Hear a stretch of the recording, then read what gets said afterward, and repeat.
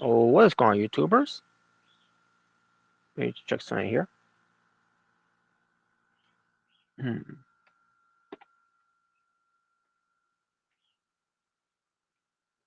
Give me one moment.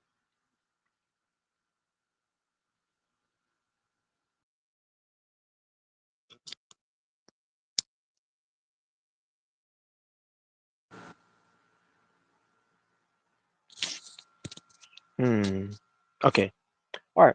Sorry about that, YouTubers. Welcome everyone to Being the Asylum, episode 244. It's the Natural Born Killer, and here with me is Sage of the Sixth Path, the Omega Red, and the True J Bird, who's the wild card. Yep. What's What's up? What's up? up?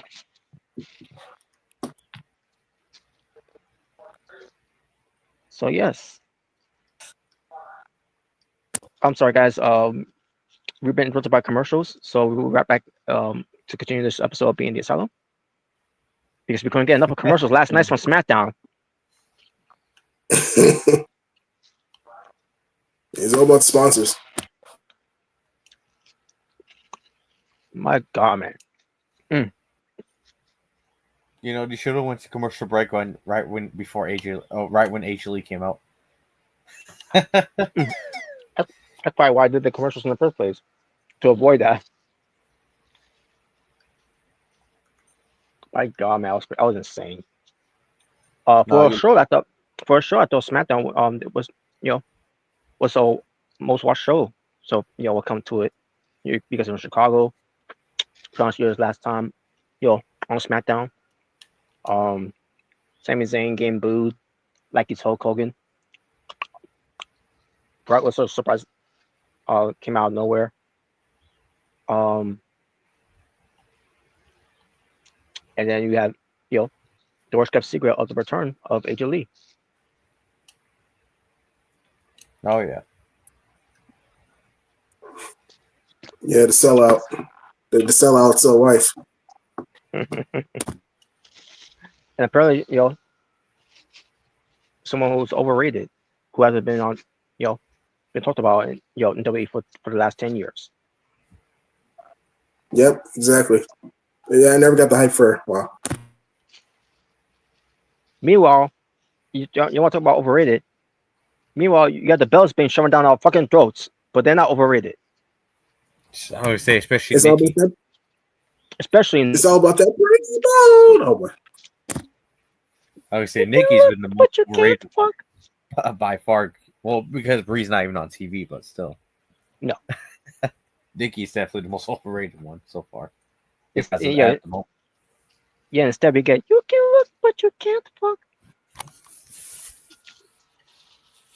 Oh, I just realized. Can you imagine already tried to do an AJ Lee and Nikki Bella one-on-one match? Oh, God. I'll tell you They're one probably thing. going to do it. They're probably going to do it. Because I don't think they ever had Nikki come over. I don't believe they have. Oh, wait, no, never mind. No, that's a lie. They did. That was Survivor Series 2014. I just remember that.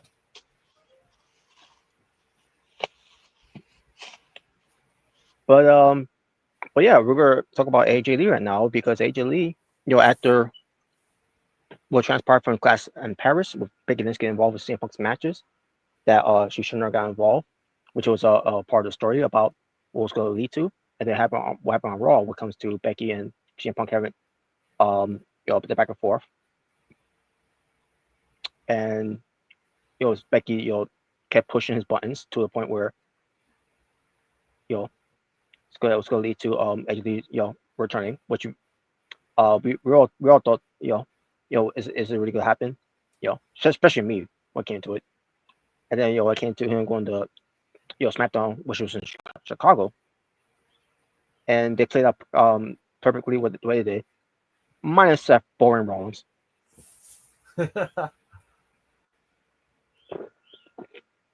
mean, what did he really do? Out besides go out there and look like a boring buffoon. You're just a hater. You're just jealous.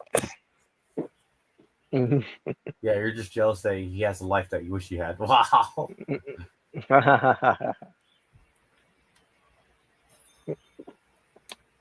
It must be really boring to live that life then. Oh, wow. Yeah, it's boring being so great. Well, And then Becky went out there, and she kept on the entire team of that in Chicago, which was great.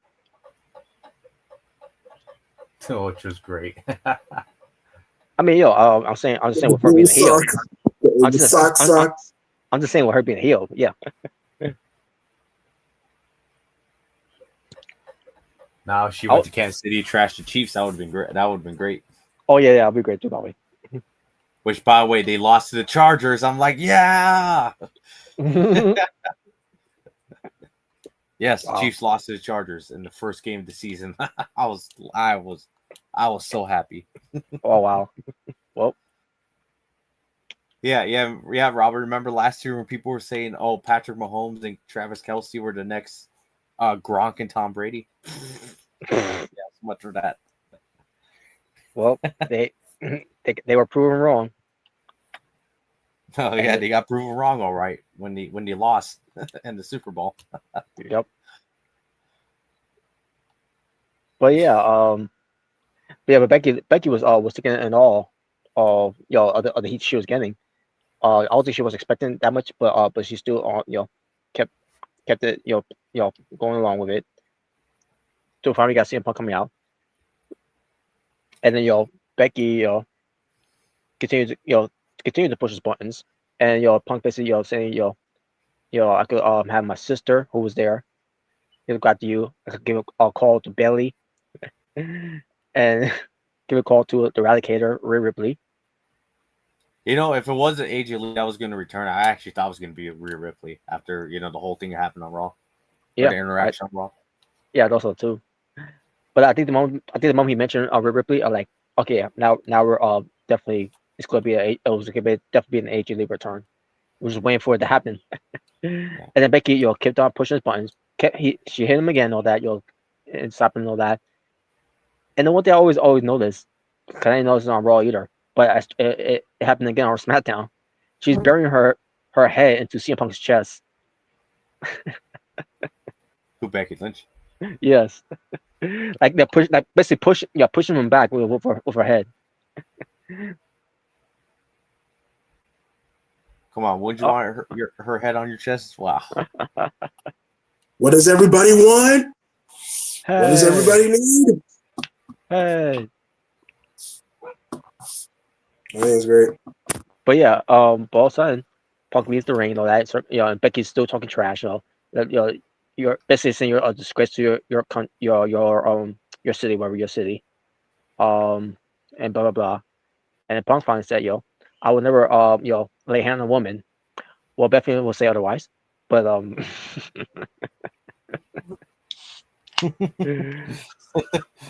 Royal Rumble 2010. Just saying. Yeah, I remember that. He gave Beth Phoenix to GTS in the Rumble match. Mm-hmm. But I know you. But then again, Punk would be like, "Well, that was different." Wow. Wow. But I know you meant. But yeah, he said he will never lay a hand on a woman. I mean, it kind of was different because she put herself in the men's Royal Rumble, so she kind of did it to herself. Equal rights means equal lefts. Mm-hmm. Exactly. Equal fights. Equal rights, equal fights. But yeah, but Punk said, I'm not gonna lay a hand on a woman, but I know someone who will. And then the music hit, and it was Def Rebel. I'm just kidding. Thank God it wasn't, because it was. Well, it would have been Light It Up and then some generic pop music. Like I said, it would have been talent isn't sexually transmitted, and it would be like generic music. Oh my God. But yes, let's light it up, light it up, light it up, light it tonight. Hell yeah. And there she was, coming out. Looked like she came out of a time warp. 10 years later. And then she did the skipping. And all I could say is, take that to Allie, the bunny. Because remember how she always does the skipping, back in AEW when she was there, and I keep saying I'm pretty sure I remember when we did the live reactions with on Mr. Mrricanjay's channel. I keep saying I always keep saying whenever I get the opportunity to say it, I say you're not AJ Lee, so stop that. Wow. Yep. So I like I think it's AJ great. Lee. AJ Lee's doing that, and I'm like thinking about it. About Ali doing that. Like, yeah, that's how it's done, by the way. So there's your originator who does the skipping. Mm. And then she's keep on skipping and all around the ring. Becky Lynch had that look on her face, and like so goes. And Seth Rollins had that stupid look on his face. That stupid boring look on his face. Oh, every time, Wow, stupid boring look on his face. Wow. trying to act, and he did a terrible job of that. No, stop, Robert. See, this is why I didn't want him on the show, because he ruined it for me. Really, bro? Wow. Robert's like, I hate you, Seth. I hate you. I hate you. It's John Cena level to me. The way he puts his face now. Wow. Wow, it's not even Triple H level. It's John Cena level. Oh, damn.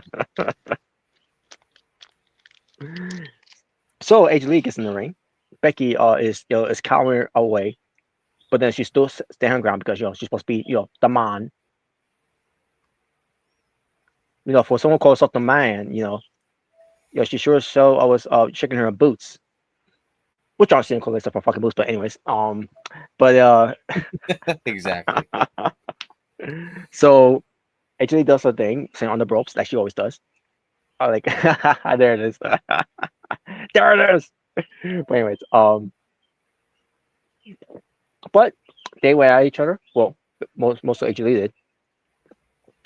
She, and it looked like she never lost a step there, Nikki. So yeah, AJ Lee kept kicking her ass and everything. And yeah, I like this is great. And also seeing this, like, there's your real trailblazer. There's your someone who really paved the way. Not where WWE tells your talents to tell Nikki, oh, you paved the way for me. Get the fuck out of here. Nikki didn't pay shit. She's not a trailblazer. She's not a legend. She didn't pay the way for shit. All that she paid the way for is shaking her ass and be on a reality TV show. That's enough for you to be a legend, Robert. You see? I mean, she paved the way for women wrestlers to become porn stars nowadays. But anyways, So yeah, how many women's wrestlers do you see like have OnlyFans? It's a good amount. Yeah, it's only a matter of time before Nikki Bella joins that list once she's done with her current WWE deal. It's only a matter of time. Only a matter of time. I mean, she might not have an OnlyFans now, but I mean, she might have one in the future. You never know. Yeah, her catchphrase will be, "You can look, but you can't fuck." well, believe me, you're doing a good job of doing it to yourself. Yeah, with your sex toys there. So. Damn. By the way, I gotta bring this up too. By the way, Nikki Bella, on Twitter with Nick Nemeth. Nick Nemeth, I can't remember what the tweet was.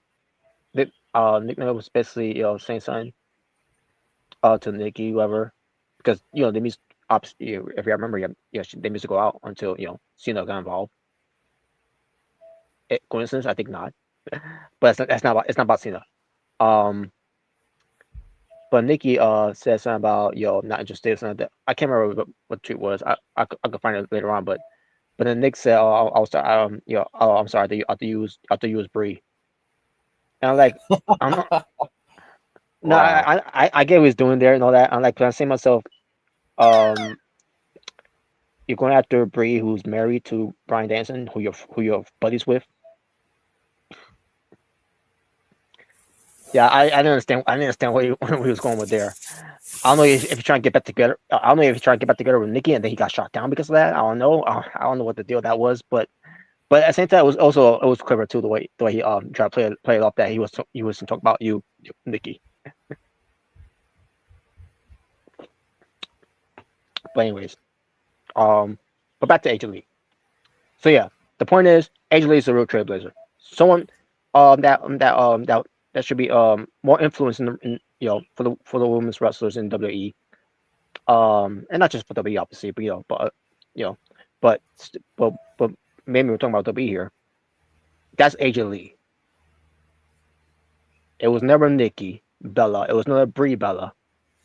No matter how many people will say that, even the companies sometimes will say, and as far as the company is concerned, that you can stop saying that Nikki Bella's who paid the way for those women's now. You can stop saying it now because you got AJ Lee back now. I mean, the pen was put into paper. If everyone saw the video with AJ Lee and Triple H. So yeah, you can stop saying that Nikki Bella is a trailblazer when she never really was. The only reason why you only say that she was because she was with AJ Lee was with CM Punk, which during the time that they didn't like CM Punk for whatever reason it could be, besides Triple H being jealous and I don't trust him. Fuck him.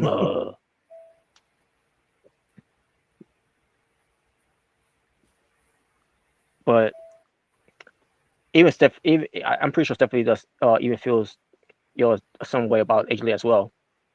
Besides who also didn't like Punk at the time as well.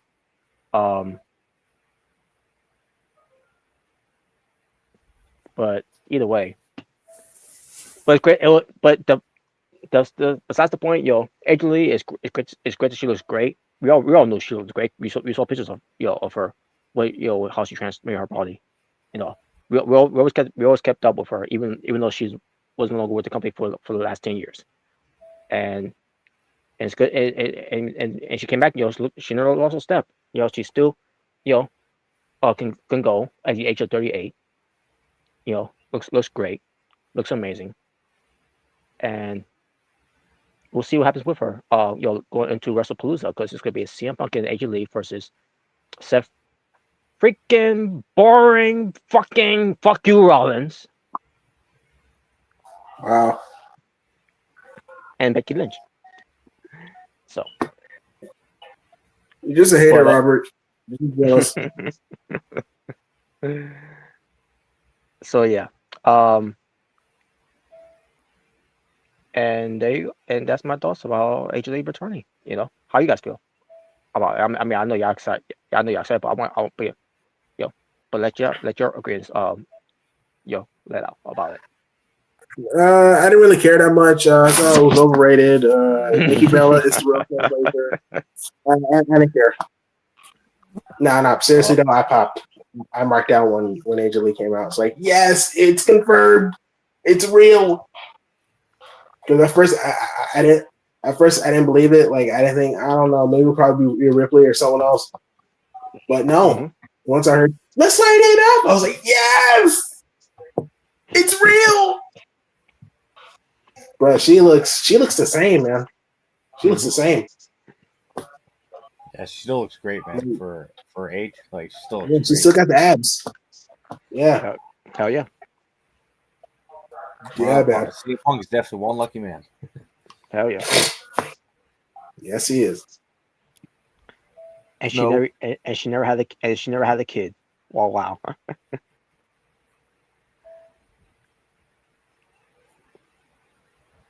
I mean, will she have a kid eventually with Punk? I guess we shall see. I mean, we shall see. I mean, it's been 10 years so far, and they haven't a kid yet. I mean, unless you count them having Larry the dog. Larry the dog.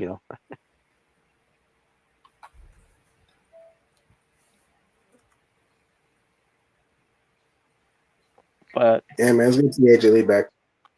And it's good, that she's back, and we get to see what else she can do, and also can't wait to see what she because her first promo coming back, which is going to be safe for Raw. Yeah, it makes me wonder if she'll like try to take Becky's Intercontinental Championship. which I just saw videos on there, but that of AJ Lee, kept hold on to a belt. Like I could see that. I can definitely see that, happen. Yeah, It'd be definitely. great to Because, see. like, I mean, I've really been enjoying Becky's title reign, but I wouldn't mind if AJ Lee still wanted to beat her. Mm-hmm. No, it's still gonna be Nikki. Oh God. Oh God, no. I don't know. The only time I want to see Nikki is really to see like her and AJ Lee have one more match. That's really about it.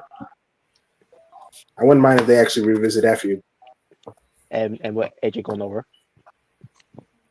Oh yeah, obviously. I could definitely see them like mention the whole Divas Championship reign. Or another feud I really want to see: AJ Lee and Roxanne Perez. Yeah, that too. Ooh, that's a good one. Ooh. I think Roxanne Perez will love that too. Of her. And since she's a heel, I can say like I outgrown you. Mm-hmm. Oh, yeah.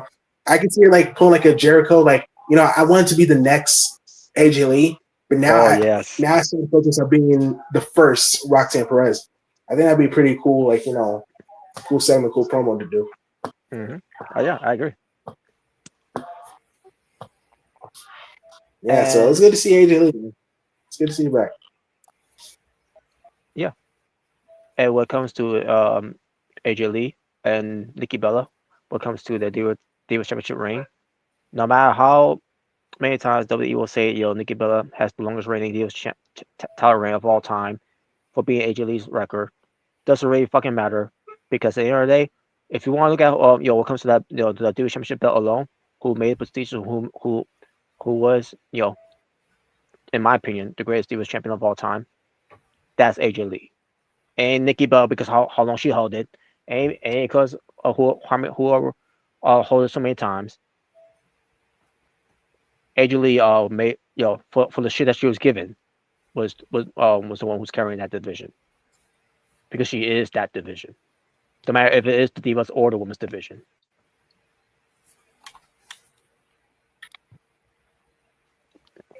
And if you Bella Armies have a problem with that, come at me, you Bella Armies. You're overrated too. Come at me, bro. Wow. Fight me. Yeah, fight me. The Bella Army. Get the fuck out of here with that shit.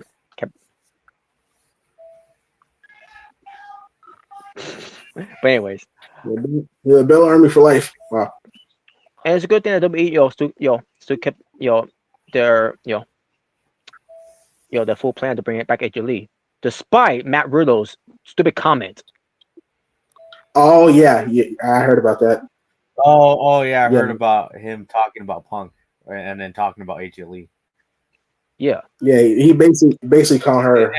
I think he must have been high on something, because I watched it. He said something about how Punk, he's a bitch, I can beat him up, and then next in the same, like not even like 5 minutes later, he's like, Punk looks like a nice guy. I'm like, what?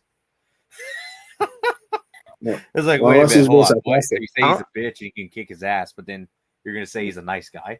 Not unless he's being sarcastic about it. Not questioning with that, because I know he can, because he's done MMA, and was successful in it, unlike CM Punk. And it's not me knocking CM Punk. I'm just saying, based on how we saw CM Punk's fight in the Octagon, yeah, I will agree with Matt Riddle, but I'm thinking to myself, what did he do with you? What did he do to you? Like, did he have any interaction? Yeah, you had to say shit like that about CM Punk? Or is this one thing that Matt Riddle does? Just to be a dick. I mean, I don't know, because I don't know plenty of guys before in the past in WWE, not just Punk, but other guys talking about, they're bitches, I can beat them up in a real fight or something like that. Yeah. Just because you can, that's mean you should, I guess Matt Riddle looked at the Roger Jackson situation. He was like, I want to do that too. Oh God. Well, let's hope he doesn't do that. Yeah. That'll really ruin his career. And it's one thing to go after CM Punk for a reason, but there was no reason to go after AJ Lee, saying that that she slept around, of what he heard in the company. Like, really, who told you that? Like who in the Nikki, who's been oh yeah, because Nikki Bella hasn't done that, right? And Brie Bella hasn't done no, that. no. For the stories I heard about the Bellas, I heard stories about them, sleeping around before stories any stories of Agent Lee of that, which probably not true by the way. That's fucking ridiculous. You even got John Laurinaitis saying to Agent Lee, something up in the words of and he said this to her, I think, you look like you're a type of girl to be, you're fuckable or whatever, something like that. You some stupid comment he said. Whoa, he really Yeah, said that? yeah, that you're not fuckable enough or something like that. That is wild. Like yeah, and I thought to myself, well he's got some bad taste if that's what he thinks. Because the first time I saw Asia Lee, in NXT, I'm like, holy shit, who is she? Mm.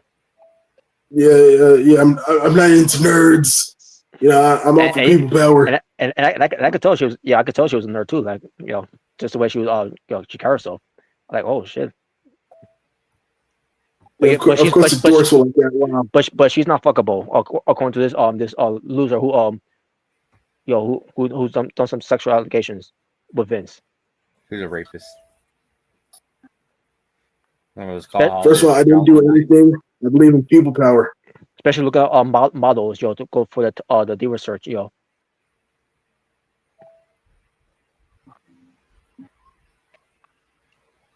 Yeah, that's wild that he said that. I mean, that's how he got time. Oh yeah, and I think he said something about he thinks Punk is a creep because he hangs around the NXT locker room. Yeah. Yeah. He said that too. About him and I think him and Roxanne and especially Cora Jade. I remember he was saying that. Wow. He was invited, to get these people, some tips, that because he's not a veteran in the business. Yeah, but only the girls though. Really? It's not just. It's not. It wasn't just with the women. He did with other men's the rosters as well. Like, I mean, I always hear apparently about Punk being down in the Form Center a lot. Yeah. as of recent years since coming back. So I do not know he's just mentoring the younger talent coming up. So yeah. And remember, he did the LFG, future, electric future. Yeah, you might as well with Punk being in the NXT locker rooms and the Forum Center. Shit, you might as well say Punk probably found his next job. He'll get once he officially retires from, the ring. Mm-hmm. You might as well say that. But anyways, yeah, it's just I don't know. That was ridiculous too. Like, what? And we're talking about a guy, Matt Riddle, who what I heard he was supposed to go to a charity event or some kind of wrestling charity event, and he no-show. Yeah, I heard about that. Yeah, he even made 2 videos about that, like responding to that. He's fucking up, and I'm disappointed. Yeah, I heard New Japan hasn't brought him back since the last year. I wonder why. Unbelievable, man. Yeah, he's getting back from. His career definitely. Yeah, it could definitely get a lot worse if he keeps up. If he keeps doing this, it'll definitely get worse. Unbelievable, man. So, yeah, he needs to be careful with that, bro. That's why he got shit canned from WWE. Not just because the merge and all that, but because remember the last thing he said about something about a police trying to get free with. I can't remember how it was, how he said it, but basically he was saying something stupid, and that cost him. Basically saying basically W had had it with him and got rid of him. Yeah, because WWE just protect their image, and obviously it makes sense. You're a huge company, and they can't have someone like Matt Riddle acting like that. So out in public, so yeah. For the Royal Rumble 2026, we're gonna have Brooke Del Rio and Matt Riddle return at the same Rumble. Oh God. Yeah, we're gonna make them a tag team. Oh no. WWE and TKO's worst nightmare bring them back. Yeah, we'll make them a tag team. They'll be called the world's best fuck ups. There you go. That'll be their tag team name. Yeah, yeah. That's why you have a comment Right. there, because the real no show some events before. Even Matt Riddle posting that category as well. And not to mention, when it comes to Matt Riddle's his own his own thing of being accused of sexual allegations that he's been through as well. Who is he to go say that that AJ Lee has done some weight? Well, there's been no stress about that at all about AJ Lee.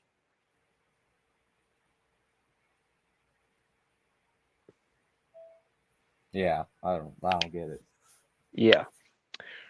But besides that, um, so when it comes to the rest of SmackDown, just to talk about the main thing about SmackDown, uh, John Cena was there for the last time for SmackDown in Chicago, and he got a, a welcome from the Chicago crowds and all there and everything. Yeah. Mm-hmm. And then fans were being great to him and all that, despite him being the shit factor of professional wrestling. Okay, you're right. We didn't have that. And I'll get to why when we get to his match against Sami Zayn, because Sami Zayn came out there, they're singing along to his music, his and then once it stopped, all of a sudden the boos ran on him, which came out to me came out of nowhere. Yeah, I was not expecting that. I knew there was some fans that are tired of Sami Zayn because he's always winning and always going over people, like especially what happened after happened with Karrion Kross from SummerSlam, even though it had nothing to do with Sami Zayn at all. It's because of the company itself. They get up on Karrion Kross, and it shows. It just show that he's not going elsewhere.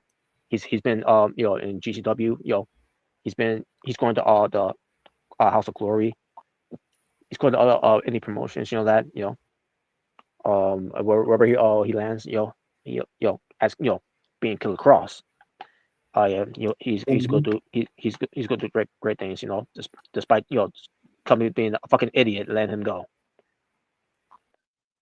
Yep. But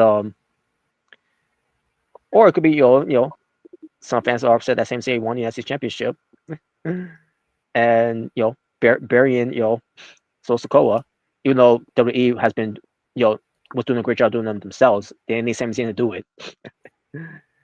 No, it's Sam's fault. He put the nail in the coffin, so we're gonna blame him. Oh God, I guess because can you notice on that SmackDown there was no MFT. No, there wasn't. No. Even though it was refreshing, but still, after what happened with the MFT last week, and then this week we don't even get them. That's crazy. Mm-hmm. I mean, you would have thought that they would interfere this match, but instead it was something else. We'll get to, but yes, but Sami Zayn, how does Sami Zayn spin this? By the way, when the crowds were booing him, he spin it by saying, "Yeah, I'm not out here to interrupt your promos, John Cena." I'm like, wow. So how I look at this, especially what Sami Zayn said later on as well, when him asked Johnson for permission if he could do his United States Open burial. Oh God, stop! And John Cena said, "Yeah, go ahead, do your United States Championship burial." You didn't say it. Oh my God. You didn't say that. But yeah, Sami Zayn was doing the open challenge, and then he want John Cena to be the first guy, Yeah, which obviously to pay him back, Yeah. Yeah.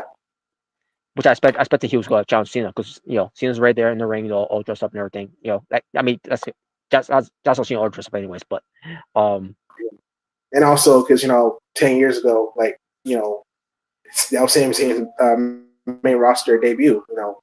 Facing John Cena for the United States Championship. So it went full circle, basically. Yeah. All that's missing was Sami Zayn. Wave his arms around. Yeah, he didn't like dislocated. So that's good. That's good that he didn't do that. He wasn't too excited in Chicago. So. Oh man, that would never get old for me. But Yeah. But yeah, so they did have the match. And I enjoyed the match. It was great and all. However, Yeah, it was a good match. Yeah.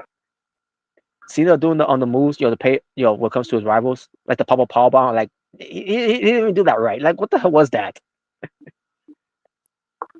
I don't know. Let I me don't know guess. what I don't know what he was trying to do with that, but it looked terrible. Yeah, Robert. I think your hate for Cena is so bad that everything he does, you just think he's terrible. I think that's what it is now.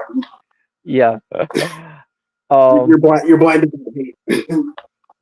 That's why Cena taking an ass pump back to doing that. You Yeah, would thought yeah, because I don't. Oh my God, you're. Well, actually, you know what? I don't think it would be too bad because, like, I mean, it would have been a pop up sit out power bomb, so that yeah. would have been at least I mean, then excuse. again, yeah, but um, then But again, you'll still say you'll still see that, so I'm still gonna hate. I'm still gonna. I'm but still gonna say it's a. but you'll be fine. It will be fine either way when it comes to that type of powerbomb. But still, it just looked so awkward. And then the ankle slam he did, I like. It didn't look that. It didn't look great at all. Like, I don't know what. Which, by the way, I didn't notice until like I think Cena said it. Yeah. Obviously, like Chicago, I think that was actually his debut in SmackDown, like when he first faced Kurt Oh, yeah. Angle. Yeah, that's right. Yep. And that's when it's like ruthless aggression, and obviously slapping him in the face. It's like, Mm-hmm. oh wow, I didn't even know that was in Chicago. Oh, this is really a full circle moment. Like like his first appearance in SmackDown was in Chicago, and now his last appearance in SmackDown was in Chicago. That's right. It was really a full circle moment, like for not seeing it that night. It's crazy. Yeah, it was. And the Cena, Yeah. apparently Cena did this in the commercial, which by the way, there was some parts that you couldn't see in the commercial, but there was some parts that you could see in the commercial. I'm pretty sure it was during this one. That he did an ankle lock as well. Now I don't know how he did the ankle lock. I gotta look back. I gotta look back at to see how he did the ankle lock to see if it looks terrible or not. Because believe me, they're always make the ankle lock look terrible too. Even because for example, Jack Swagger was one of them when he first started doing it, but then he got better Yeah, later Jack on. Swagger. Yeah. Um, and then he goes for uh the GTS, which was fine. Yeah, it wasn't the best GTS, but it was fine. That's great. But then he went for a spear. And all I can say Yeah, is he went for the spear. Yeah, which will pay homage to Edge, and no, not to Roman Reigns, but because the way the Cena's doing it was the way that Edge was doing it. How Edge set it up. Yeah, the crazy face, like pulling his hair, telling him, "Come on." Yeah, if it was Roman Reigns, he would have done the ooh ah, which by the way, Yeah, exactly. Yeah. It probably would have awkward if Cena would have done that. Ooh. Oh man. Yeah. But he went for the spear, and all I can say it was a better spear than Jey Uso. I'll say that much. That's exactly what I said when I saw that. That's exactly what I said. I was like, hey, that's a better spear than Jey Uso. So, oh man. Yeah. Oh. So yeah. And Sami Zayn was doing his thing too. But every time Sami Zayn was getting some moves onto Cena, do some offense, he kept getting booed. He kept getting booed, bro. Like every time Sami Zayn was coming back, he was getting booed. Like I said, it's crazy, man. Like I said, if this was 10 years ago, like 2015, it would have been a different story. It would have been vice versa. Yeah. But yeah, like anything he did, he got booed. Especially when we get to the ending, like he even got booed. Well, he something got cheered, but we'll get there when we get there. Yeah. And I'm looking at this with Sami Zayn getting booed. I'm like, it's because the fans are still upset with him being Karrion Kross, but it was back in July. Not August. I meant to say August because it was like the beginning of August. The beginning. Yeah. And they can't be a mayhem for that because of that. It had to be because he went over Sokoa. And just see him getting this winning matches constantly ever since beating Karrion Kross. And I saw stuff online. Sami Zayn is going over. and some of them even said Hulk Hogan, Sammy Hogan. That Of never course they did. But to me, how I look at this, I think we look at is more than to it than just Sammy Hogan. To me, it's not. It's this wasn't Sammy Hogan heat to me. This to me was because the way and just how he came out there and did what he did there.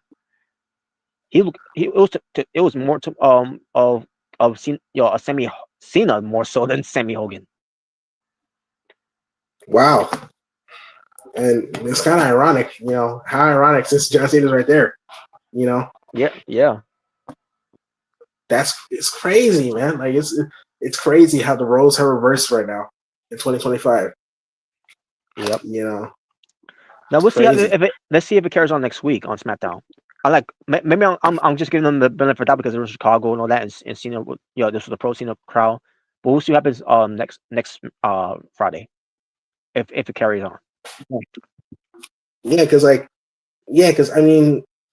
because in the international crowds he was still getting like cheered, like in Canada and Paris. It was Paris, right? One SmackDown he beat. Yeah. So I think it's Paris. Yeah. Yeah. It was Paris. And in the States, he was still getting some love. So yeah, maybe it was just a Chicago thing. Maybe. And think about it. So Sikoa, he's been doing a lot of losing to Sami Zayn. From SmackDown from the SmackDown after SummerSlam, and then the two matches that Sikoa was in, one of them Sami Zayn beat him in, and the other one that Sami Zayn was not involved in. But he got involved in the match though. But Sikoa lost that one too. Against the Street Profits, I think it was. Yeah, Street Profits. Oya 2 solo versus Sami Zayn for the United States title. And Sami Zayn beats him. Yep. And the MFT looked at after putting them together, looking like losers. Yeah, which is a dang shame because it wasn't like this last year. No. They were actually being Solo and his new bloodline. They were actually being pushed to be like a threat, But ever since I feel like ever since Solo lost the follow to Roman on Raw and on Netflix to debut, he hasn't really been the same. And you thought that him winning that championship, will it change anything? No, it hasn't. No, I think it actually got worse. It got worse. I think, it actually got worse because his promos didn't back him up. What comes to it too, saying he's the the most dominant Nazi champion, and then we see him lose every time. Yeah. And he's only had it for maybe a few weeks, then he lost it. Pretty much, I guess. Yeah, like I said, I don't know. I don't know if Solo's getting punished or something. I don't know if he said something. I don't know what's going on, but yeah, it's not looking good for him or the MFT. Because how can you take them seriously as a big threat like they were in the new bloodline when especially their leaders keep losing. Mm-hmm. Because they were booking him pretty good, like I said last year. I mean, anytime he lost, it was rare. He didn't really lose like that last year. Yeah. It was sparingly. I thought this year was worse. Yeah, this year got worse. Like I said, ever since he lost to Ulafalo, since he was no longer the tribal chief, self-proclaimed tribal chief. Ever since then, he lost it. I mean, maybe if he comes back and gets repackaged, he could probably say that ever since that loss, I haven't been the same. Maybe you can say I lost myself, but I had to go back to the streets, to find myself. Kind of bring back the street champ again. Mm-hmm. I don't know. I don't know. But I think the damage been done. I don't know why they're doing this to him, but the damage been done. There's no recurring from that now. And Sami Zayn being him didn't help at all. And it's not even Sami Zayn's fault. It's just the company, the way they're booking him, and now Sami Zayn is paying the price for it. Yeah. Which, I don't know why they're doing that to Solo. Like I said, I don't know if he's getting punished for something. I don't know, but it's Sucks. It sucks to see that. But then, yeah. So then, back to the match. Sami Zayn, they were going for finishers of each other. The blue Thunder Bomb, but Cena kicks out, and then Cena does his AA on Sami Zayn. He kicks out of it as well. I think he came. I think he kicked out on two of them. I think, if I recall. Yeah. But at the same That's time, right, for his Luva kick, and what does Cena do? Bumps on his ass. Oh, Ah, that's mentioned he you was know, calling spots. That's mentioned he called spots too. By the way, I saw that visibly calling spots again. I saw. Well, I saw him like talking to the ref, like with the camera cuts. Like, You're talking about My Cena God. with the Yeah. Cena calling Yeah, 'cause, spots like, on camera. Yeah. Yeah, and it's like I kind of like bro, it's like why they cut into the camera? Like I'm thinking to myself, bro, they gotta sometimes cut the camera like to different spots so we don't see him. No pun intended. Like Yeah. yeah, because like when they like when they have the camera on him and you see him, talk to the ref or someone, it's like you can clearly see him, calling out. It's like, bro, like just cuts to a different camera. Yeah. Yeah. But I'm not saying pull like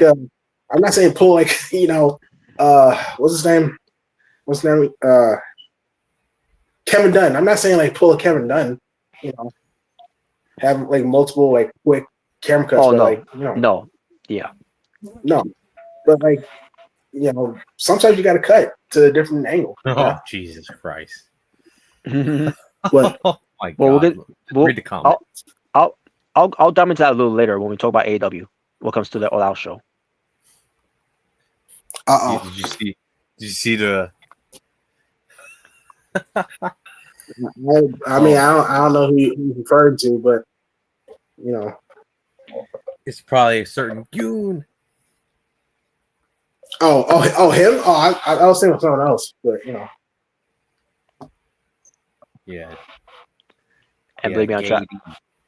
And believe me, I can't even do anything about it right now. I don't know why, but it keeps saying error. But it's whatever.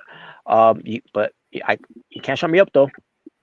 So, anyways, but yeah, and then Cena did his Super AA, and then from there they were out, and then all of a sudden, Brock Lesnar comes out, which I was not expecting. I was not expecting that. To be honest with you, I had a feeling he would be there. Like, I had a feeling he would be there. Like, I just didn't know how. Like, because I thought Cena was just gonna have a promo and then maybe he comes out, but I wasn't expecting a match. So, and when I saw like the Super AA and they were both, I was like, oh, Brock's coming, right? And once I heard, I was thinking the guitar, do you want to put you? Oh, I was thinking of them, but still with Brock. Yeah, it's like, here comes Brock, and obviously, got the cowboy hat, got the pyro going. The Ultimate Farmer. But before he goes to Cena, yep, the Ultimate Farmer. But before he goes to Cena, he freaking grabs the referee, yanks him. Oh, he didn't deserve that. Like, I was scared. He's doing it down. I was scared for the referee. Yeah, and then he goes in the ring and he sees Sami Zayn on the ground. Yeah, and like hey, buddy. Hey, buddy, I'm gonna get you that 5, okay? Yeah. And like he gave him that 5, and like I said, bro, the crowd cheered. The crowd cheered. The crowd cheered. When Brock gave Sami Zayn a F5, it was like, that is crazy, bro. Like, yo, Chicago really hates Sami tonight. But again, we'll see if it translates next week where they're gonna be at. Yeah. But when he went up to Cena and he F5'd him, then the crowd started booing. Yeah. I know you cheered. Except me. Yeah. We know. I actually loved it a lot more than when Logan Paul knocked out Cena during that one SmackDown. Oh God. I still hated that. I actually loved it. But I didn't. But because take that, Cena. Oh no, Really? you know what'd be Wow. more ridiculous? You know what would be not think about. You know what would be really ridiculous? What? We're gonna have Logan What? Paul and Brock Lesnar have a feud, and we're gonna have Logan Paul knock out Lesnar. I would. You hear rent from me. You hear rent from me. I think if they did that with Speak for Real, I think that'd be doing way too much at that point. Way too Yeah, much. you're like, no. I already Even didn't though I believe bet in that you any punch money in in a the real first fight, place. Lesnar will fuck up Logan. But okay. Yeah, what I'm saying. Like, I mean, I already didn't believe in that punch in the first place. You expect me to believe that punch is gonna knock out Brock Lesnar? Hell, my face. I mean, I'm not trying to say Logan Paul can't whoop a normal guy's ass, but let's be honest. Like Brock, Not Lesnar, Brock. hell no. Brock will eat him for No. dinner. Yeah. I mean, Forget about- he forget makes it about eating for slaughterhouse. lunch. Talk about like the average Joe, not like an actual professional fighter. That's not what No, exactly. No. Yeah, forget about eating for lunch. He'll eat him from dinner. Yeah. Eat them for Thanksgiving. Skip dinner, skip lunch, go straight to Thanksgiving. Hell yeah. No bread, no water, just meat. Yep. But yeah, so Brock did all that. He wrecked shit. He wrecked shit to referee, to Sami Zayn, to John Cena. And then Mm-hmm. he goes to Gorilla and says, "Yo, John Cena, I'll see you WrestlePalooza, bitch." Yeah. I'm like, That's the first time we heard. he stole Okada's gimmick. He's still wet. He stole Okada's gimmick. Oh, wow. I'll see you at Palooza. Now watch AEW's gonna try to counter that by having Okada say to whoever's gonna face it All Out, "I'll see you at All Out, bitch." Yeah, in the same camera angle and everything backstage. Oh man, but whoever that may be, yeah, they're Okada do that. But obviously it's confirmed we're gonna have Cena versus Brock for last time at WrestlePalooza. Which we predicted. Mm-hmm.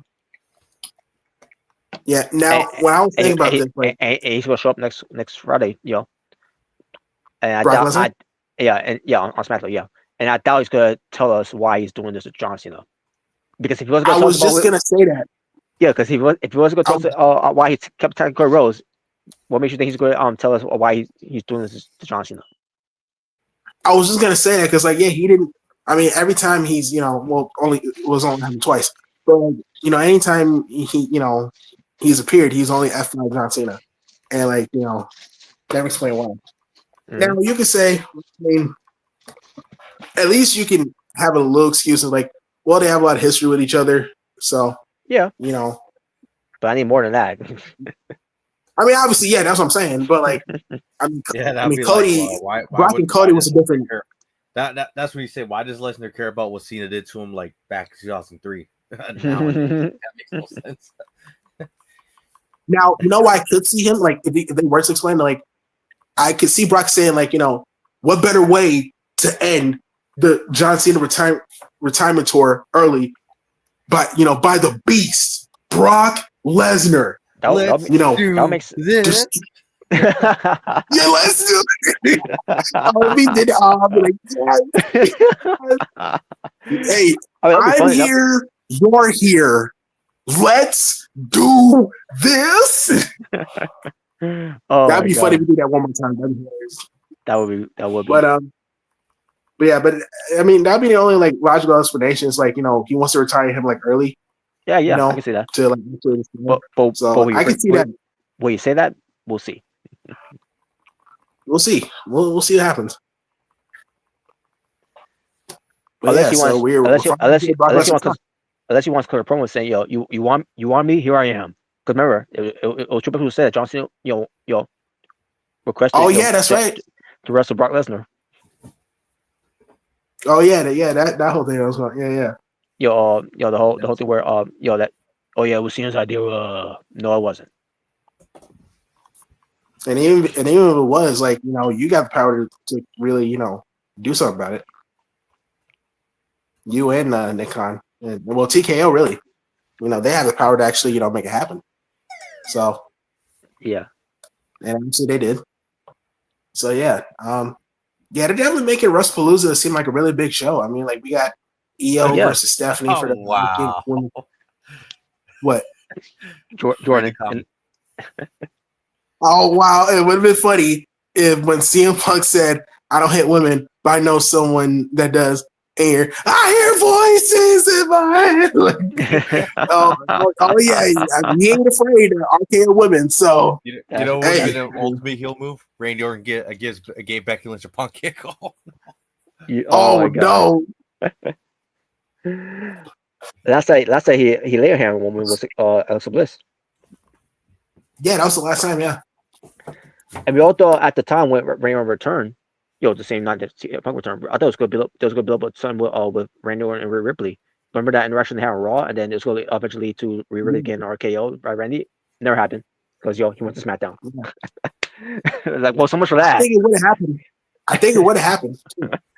Yeah. I can see it, like, you know how like Rhea will always be like, come on, hit me, Yeah. And he's like, imagine we did that to Randy Orton. It's like, okay, and then he gave RKO. He's like, hey, you got what you asked for. That was a missed opportunity. But when she was a heel. Yeah. Well, yeah, when she was a heel, yeah.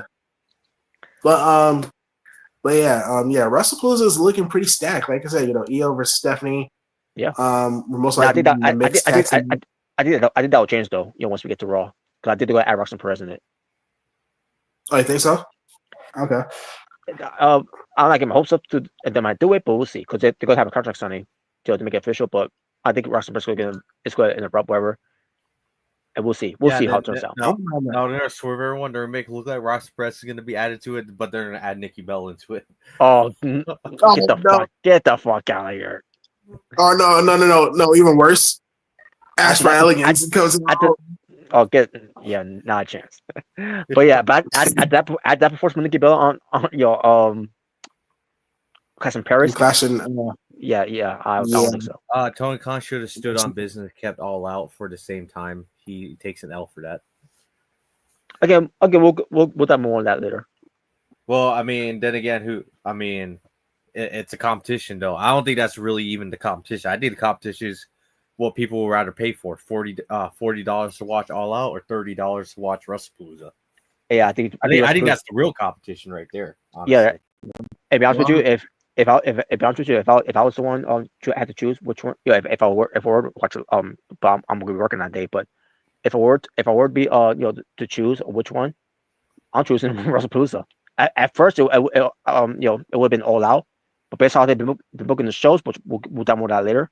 Yeah, I'm going with WrestlePalooza for a show that was not part of the advertisement until they started to make it one, to try to program AEW until AEW decided to move it to to earlier time. Especially a show that was an EW show, resurrected to a WWE show.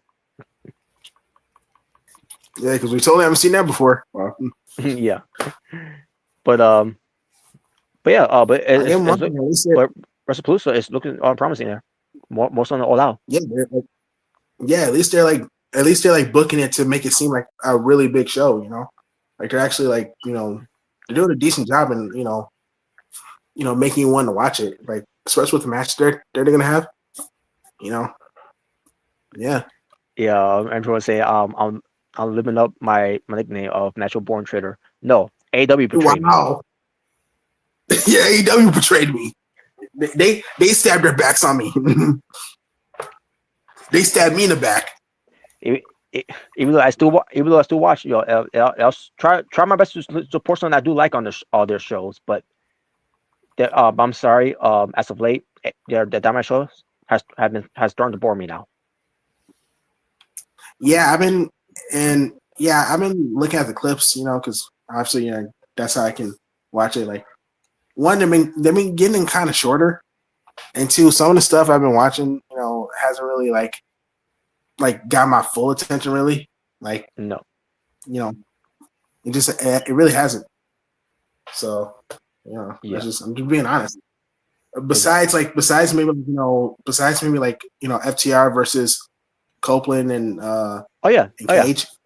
Yeah, I agree. Besides that, I don't know. Just that's really the only thing that's really got my attention.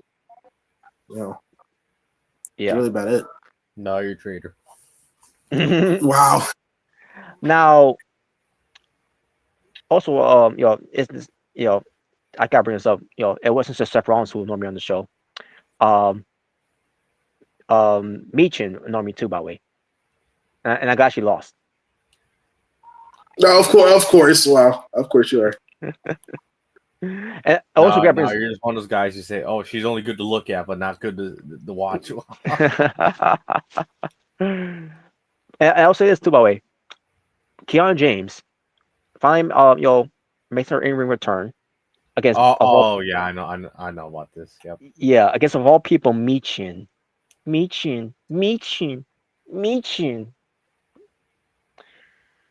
But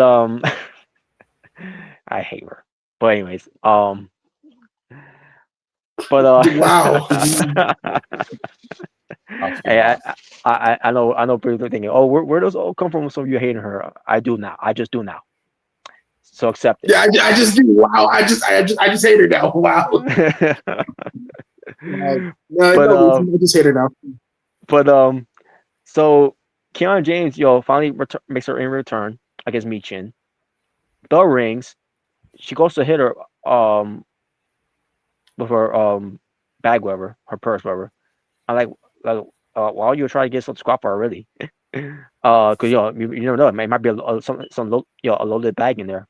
Like because we've seen that on NXT before with her. But bell rang. She tried to get a shot her, but Michin ducks it, rolls her up, 1, 2, 3, and I watched this like they Giovanni Vinci her. Now the difference is obviously, they got some plans for her, for Keanu James. They had no plans for Giovanni Vinci. They did what they did for whatever reason of we don't know yet. I don't think we're ever gonna know because Giovanni Vinci, favorite actor, wherever he is. I don't know. I don't know what's been going on with him. I don't know what he's doing right now. Yeah, and he hasn't updated his socials. Yeah. It's unbelievable, man. But I'm looking at it like, what the fuck? Like, why would you do that to her? Like, now that gave Robert another reason to hate Michin. She played and to all people, Michin. Yeah. I mean, it could have been worse. It could have been National Elegance. Holy shit, man! I was so annoyed with that.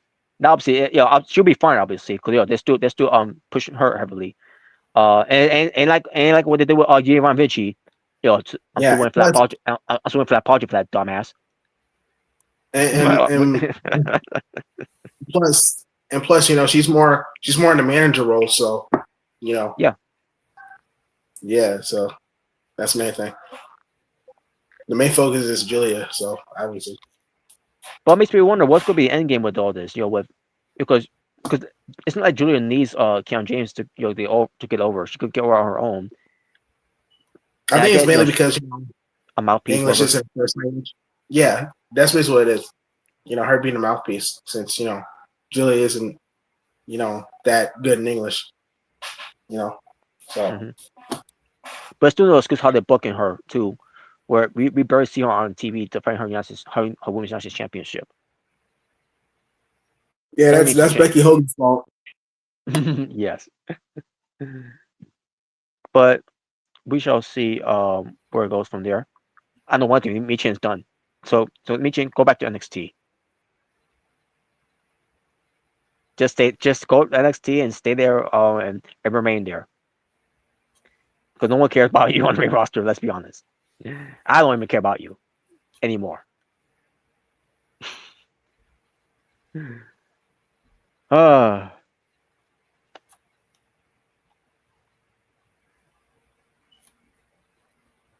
And also Robert's channeling his inner wrestling taco with woman hating. It's nothing like that. I don't be on videos, talking about my hatred of women, otaku. I'm just kidding. I'm just kidding. Oh man. But yeah, that's basically talk the things about SmackDown and everything. And obviously they're doing some with Aleister Black and Damian Priest to continue that program, and they're still Yeah, continuing. they had a really good match in that Yeah, SmackDown. yeah, they did. Which I support them. I want to see continue on. So Yeah, so maybe be part of WrestlePalooza. yeah, in a way, yeah. So we'll see. And they're still continuing the whole thing with Carmelo Hayes and the Miz. The whole Melodome is. Yeah. Yeah, I've seen I'm to the point now with Carmelo Hayes that he's on the same boat with Austin Theory, in my opinion. He needs to leave WWE. He needs to leave. I think this. I well, think what they're doing. have a baseline. I think what they're doing. They're gonna have Carmelo Hayes turn babyface. I think that's the reason why they're doing this. Yeah. But still doesn't excuse how they've been. Still doesn't excuse how they book him though. Nope. No, it's because he's black. That's why. Wow. Yes. And it's safe to say I think Austin Theory might already be done with WWE, but who knows? Well, we shall see. We'll see. Yeah, hell, people thought Austin Theory was going to be the new member of Division. To be honest with you, I thought so. I thought he was going to. I thought it was going to be. But then, always the page. But even though I know I'm pretty sure Robert would hate it either way. Well, I would love to hate it though. When it comes to Ethan Page, and I said he's going to take the role of Seth Rollins once he portrays him, and I'll be and I will love him for that. Can you imagine if Ethan Page joins the group and then he takes the leadership from Seth Rollins and he renames the Division to the Egos? Can you imagine that? Don't. I would love it. I would love it. Wow, you actually would love it. The Egos. Yeah, I bet you buy T-shirts, Mark. Wow. If it looks good. Yeah. Oh man. But all right. So should we have some fun? Yeah, I'm down for that. And wow. Where do you go? Just when you said that, it's like, nope, I'm out. Oh wow. Well, that's why you're fired. Well, I hope that wasn't the case. But until something pops up for him. So let's run down the WrestlePalooza card so far. Okay. Because it just looks way promising than All Elite Wrestling's All Out in Toronto, Ontario, Canada, which should be a big deal. But the way they're booking it, not so much. It doesn't feel like it. Yeah. I guess you could say that WWE's been going all out on WrestlePalooza. Yeah, they are. They actually are. They actually doing more for WrestlePalooza more so than AEW is doing with the All Out. Yeah, they are. But WrestlePalooza will be in Indianapolis, Indiana, and on September 20th, 2025 on ESPN. All you gotta do is purchase it for $30 to watch it, and that's how you get to see the show. Yeah. And so far, I only see 2 matches announced, but just because so far it's only 2 matches doesn't mean they're gonna add more. Which Monday we'll get confirmation of that mixed tag team match with Seth fucking boring, freaking fuck you Rollins. Those are not his nicknames. So. And Becky Lynch to face CM Punk and AJ Lee. Yeah. Okay, so is Omega. What's up?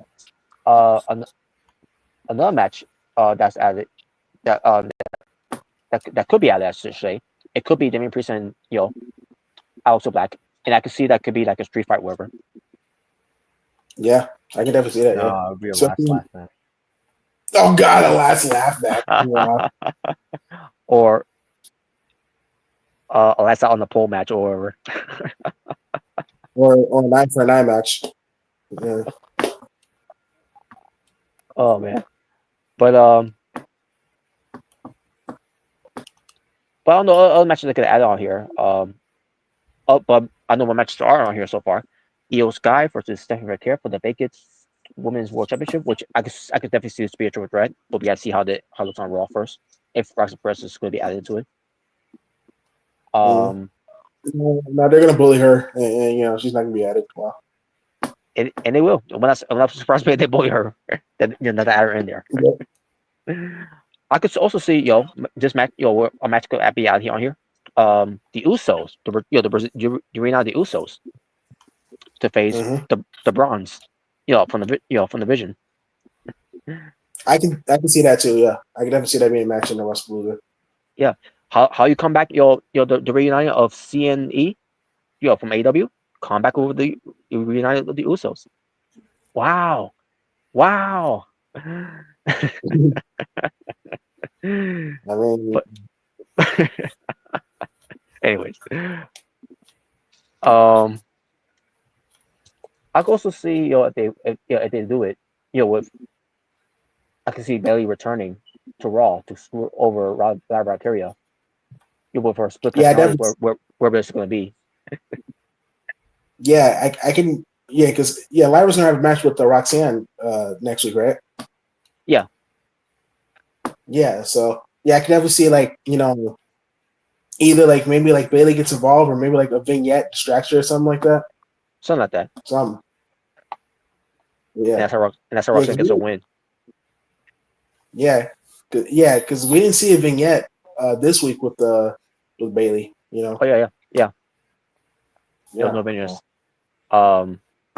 No, they just abandoned it. Or oh, we don't know what to do. That's what's your formula. That's his formula. Yeah, I think it is, but no, they still mention Bailey. But they still mention Bailey though, yeah.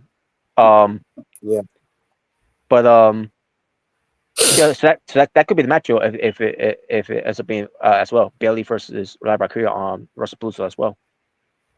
So anything anything that they're building up to, it could lead up to WrestlePalooza. Hell, even Dragon versus Cody Rhodes could happen, if he comes back, on time. Yeah. Or Randy Orton. Or that, that could be, either way. Because they're doing a match between those two on SmackDown, but I don't think it's gonna end clean. It's gonna be some shenanigans. Yeah, most likely, yeah. And I think it's gonna be the main event too. I believe that will be the main event. Yeah, I wouldn't be surprised if it was the main event.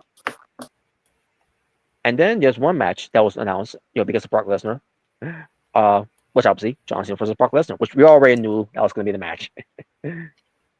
Yes. Mm-hmm. I never knew. I don't read the tweets. What are you talking about? Yeah. But there you go. That's the card so far for WrestlePalooza. Again, it was only to announce, but but the matches that we mentioned, those would be candidates what could be added to the card. Yeah, obviously it's going to be more to be announced. Yeah. Yep. Now it could be either 5 matches or 6 matches. Either way, it's going to be 10 matches. Yeah, it's going to be AEW level. WWE was to find a way. WWE was to find a way to counter program.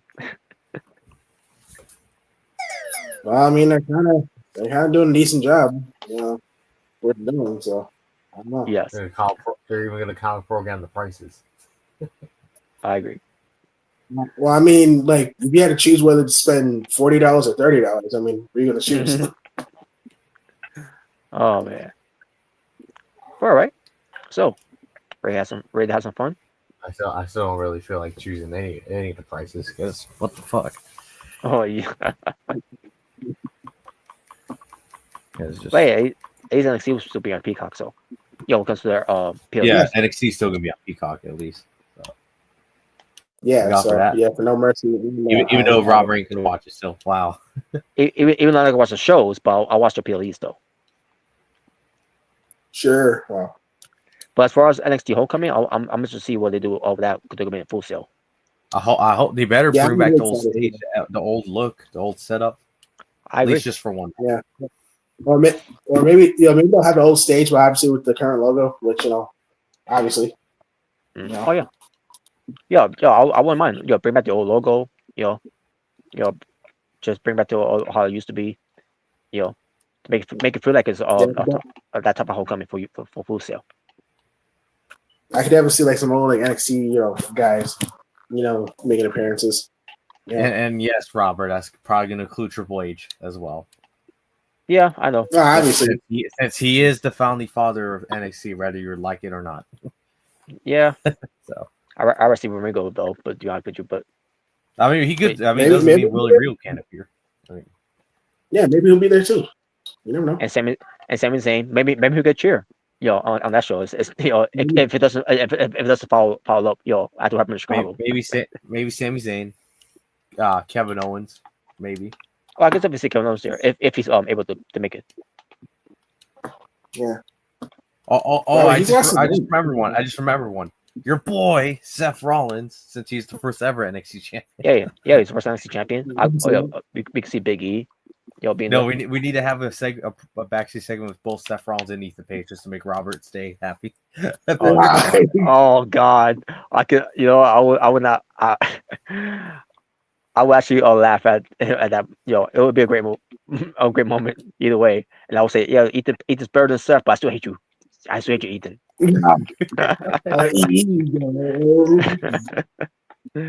Oh man. But yeah, they could do a lot with that show. We'll probably have Charlotte, Bailey, and Becky probably.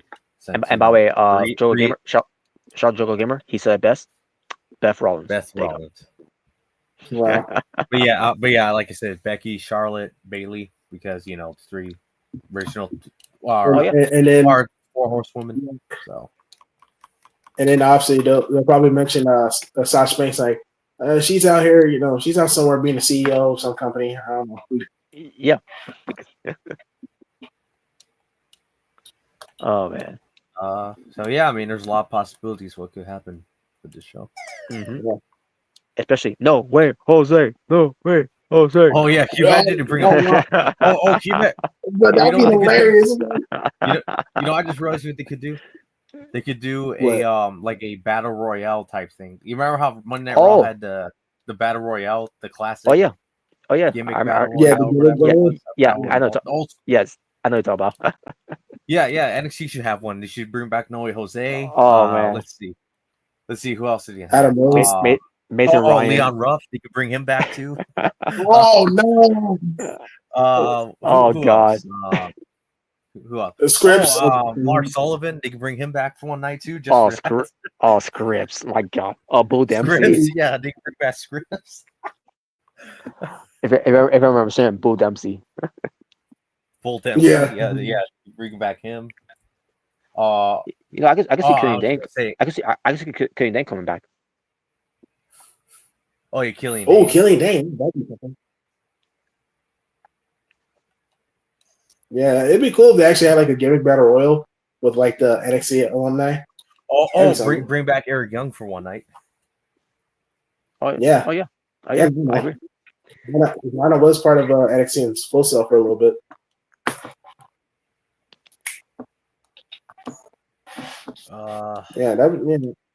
That'd be cool if they did that. Yep. I don't know. Yeah, I'm trying to think of who would they bring back. You know what? Right now? Austin Aries. Oh no. That will never happen. You know what I would love to see? I would love to see I want to see old school Shinsuke come back. Just for that one night. Oh, that'd be cool. That'd be cool. Bro, imagine Bobby Roode making an appearance. Glorious. Cool. Oh yeah, that'd be something cool too. Yeah. Yeah, unfortunately he wouldn't be wrestling though because obviously he's retired. Yeah, he wouldn't be wrestling obviously. Hey man, maybe Matt Riddle could be part of it too, bro. After what happened. No. he lost that chance. Yeah. So imagine they actually brought like James Storm So he was there at Full Sail for a little bit. Oh yeah, remember? Yeah, I do remember that. Hey guys, what about Karrion Kross? Oh wait, yeah, whoops, my bad, too late. Yeah, Oh, yeah. yeah. Even though Karrion Kross and NXT was great, by the way. So. Yeah, he was. The Karrion Kross Yeah. of NXT was actually great for people who actually watched. Yeah, back when he was bald. Yeah, back when he was bald. Yeah. Yeah, but the hair ruined him. Like Karrion Kross, I don't know what the hell happened. Those two. I guess he lost interest. Yeah, the way Triple H was pushing Karrion Kross at that time, shit, you would have thought Tyler Breeze. Oh yeah, Tyler Breeze. I can see Tyler Breeze. I can see him come back. Or Dongo, or well, obviously he's now JDC, but he can bring him back. He made an appearance before. He made an appearance before. Yeah. That would be cool if they actually brought back Breezango for one night. That'd be pretty funny. They're always I can see a lot. That'd be funny for the women's side of things, if they did a battle royale, but for the women, obviously Bayley, Becky, Charlotte, Roxanne Perez. Blue pants. Oh my god. Raquel Rodriguez. From actually Brooklyn. Or hell, bring Asuka. There you go. Yeah. I can see Asuka and Kyrie, maybe even and Kyrie. Obviously they have a lot of history at Full Sail. No. Well, it'd be funny, bro. Even Ripley winning her first NXT Women's Championship. Sure. Yeah, when she beat Shayna Baszler. And even if she can't compete, Bianca Belair. Yeah. You don't even go here. It'd be funny. Like I doubt they'll do it, but like it'd be funny if like like a kid makes her return. Like a kid's like, yo, where you been? It's like I've been traveling the world, doing my thing. Mm-hmm. And then once he walks off, we see Axiom, come out like it's like is that a kid? Man, WWE fucked over that dude so many times. I hope he never comes back. Talking about Karrion, by the way. I think he's talking about Karrion Kross. Yeah, talking about Karrion. Well, he said he's down to come back when. Yeah, whenever they come to their senses, they do that. Those idiots. Yeah. And don't worry, we're gonna AEW anytime soon because of Don Fast. Yeah, I don't see it on AEW. No. No, he ain't going to AEW. Tony Khan won't know the door. Yeah, exactly. I mean, if you thought Triple H was clueless, I'm pretty sure Tony Khan would be just as clueless. Not what to do. I think they did freaking Josh Alexander. And not only that, I mean, Karrion Kross has a personal issue with Don. Funny enough, just as you said, Don Fallis. So, yeah, yeah. Those two have personal issues, so obviously that ain't gonna happen. So, speaking of Rhea Ripley, she just. Oh yeah. I heard Rhea Ripley did like a Terrifier expired T-shirt. I heard about that. Yeah. Okay. Cool. Yeah, I figure she will be into it, yo. So. I mean, she's a done. So. I was gonna say, look at her. Obviously. Well, all right. So Ray has some fun. No, not really. Are you serious? Get out! Wow.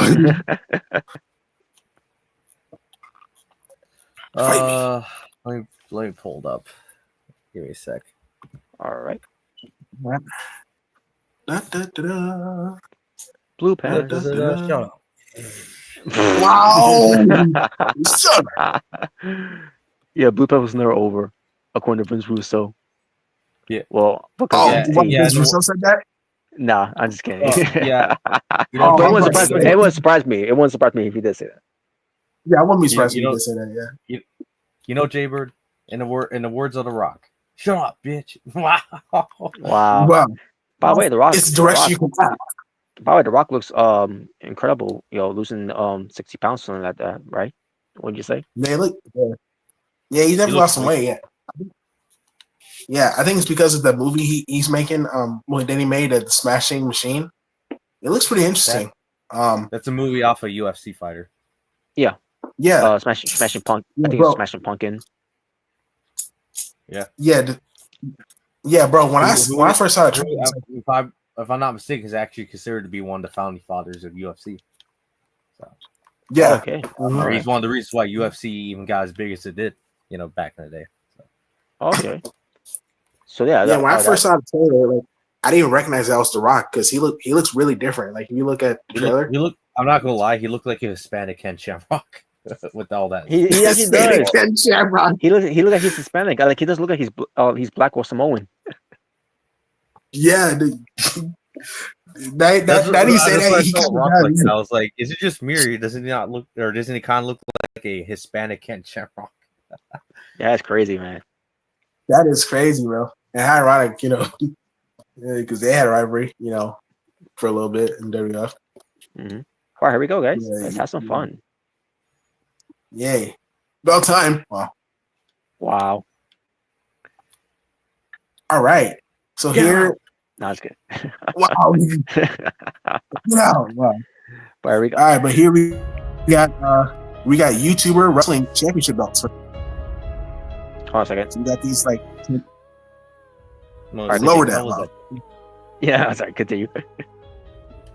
But yeah, so we got Chris Van Vliet's championship belt. Okay.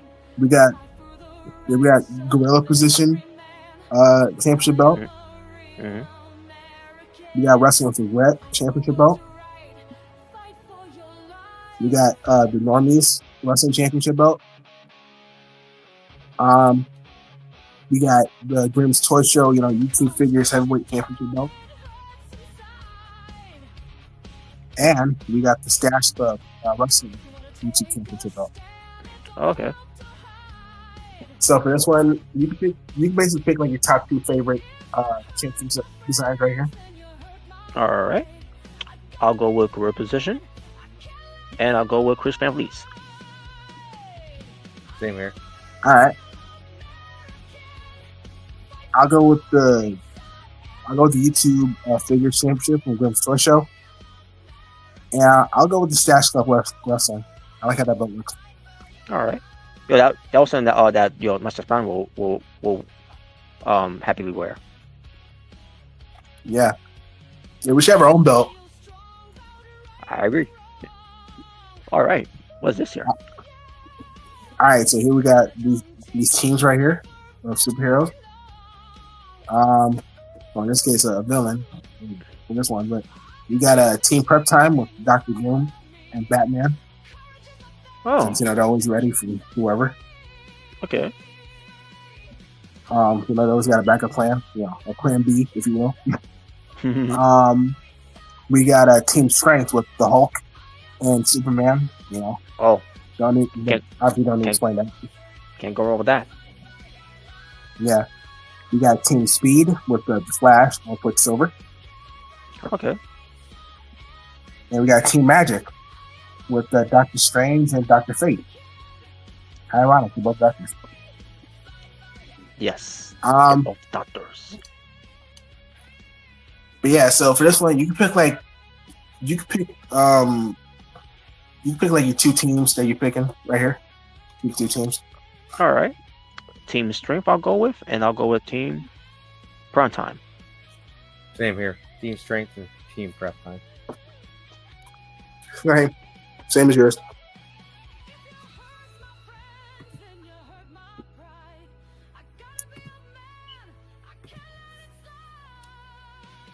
Oh, all right, here we got Bulma. Yeah, so these are basically all her designs, through the years. Mm-hmm. So you can basically pick like your top 3 favorite designs of Bulma. All right. I'll go with Dragon Ball. I'll go with Frieza Saga. And I'll go with Buu Saga. Okay. Uh, There you go. I'll go Dragon Ball, Frieza Saga, and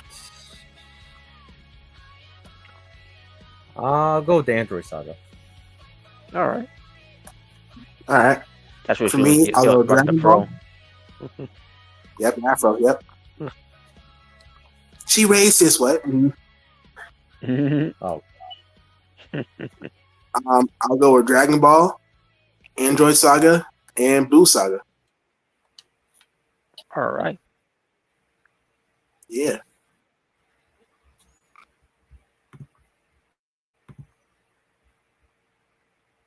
All right, here we got Naomi. Oh, Naomi, yeah. Yep, and these are basically, all of her like Pursue with Caution attires right here. Because she loves caution tape. So for this one, you basically pick like your top 4 favorite tires from her. Like your favorite tires from Naomi with the Pursue with Caution gimmick. okay. There you go. I'll go with the second one. Then in the first row. Okay. I'll go with the Money in the Bank attire. And finally, I'll go with the SummerSlam attire. All right. The one she had at Get what it SummerSlam. does. Her first, All her first and only title defense with the World Heavyweight Championship. All because of Jimmy Claw. All right, I'll go with the first one, like the caution tape bodysuit that she had. I'll go with the first one in the third row. In the first row, like her holding the money that he is. I like that one. I'll go with the red jacket one, which I think was actually a reference to Thriller, Mike Jackson's Thriller jacket. Yep. So I really like that one. And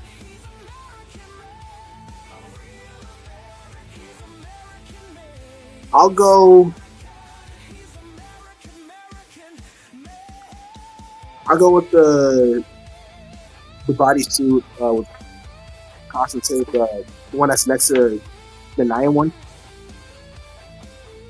I'll go with that. All right. So yeah. How many pick again? 4. 4. All right. For me, I'm gonna start off with the Thriller jacket. All right. I'll go with Naomi with her dad. Okay. I'll go with Naomi with the Money in the Bank briefcase. The 6 picture from the on left. Okay. And I'll go with shoes with Nia Jax. All right. It's crazy, man. She's really creative with the caution tape with her tires. Indeed, she is. All right, here we got the DC Comics logo studios. All right. So for this one, you basically pick like your top 3 favorite DC logo design. I'll go with 2005, 2012, 2012, 2016, and finally I'll go with 1976 and 2005. All right. I'll go with 76 in 2005, 2005 and 2012, and 2024 through present.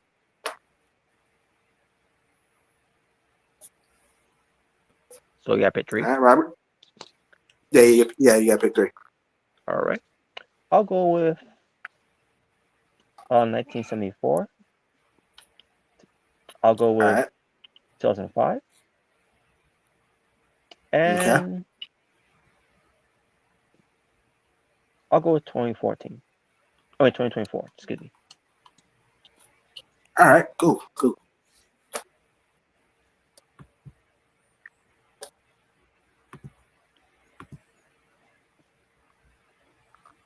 right, here we got Candice LeRae. On the left, we got partners, tag team partners, and on the right, we got theme songs. All right.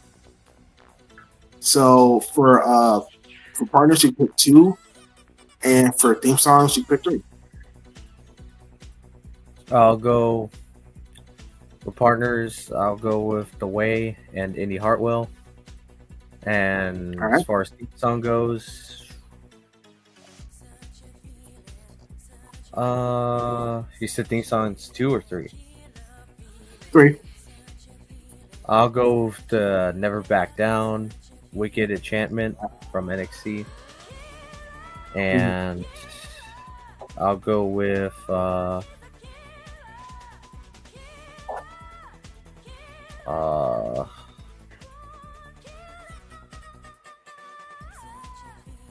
I guess I'll go with the Mae Young Classics theme song because I haven't heard her new one.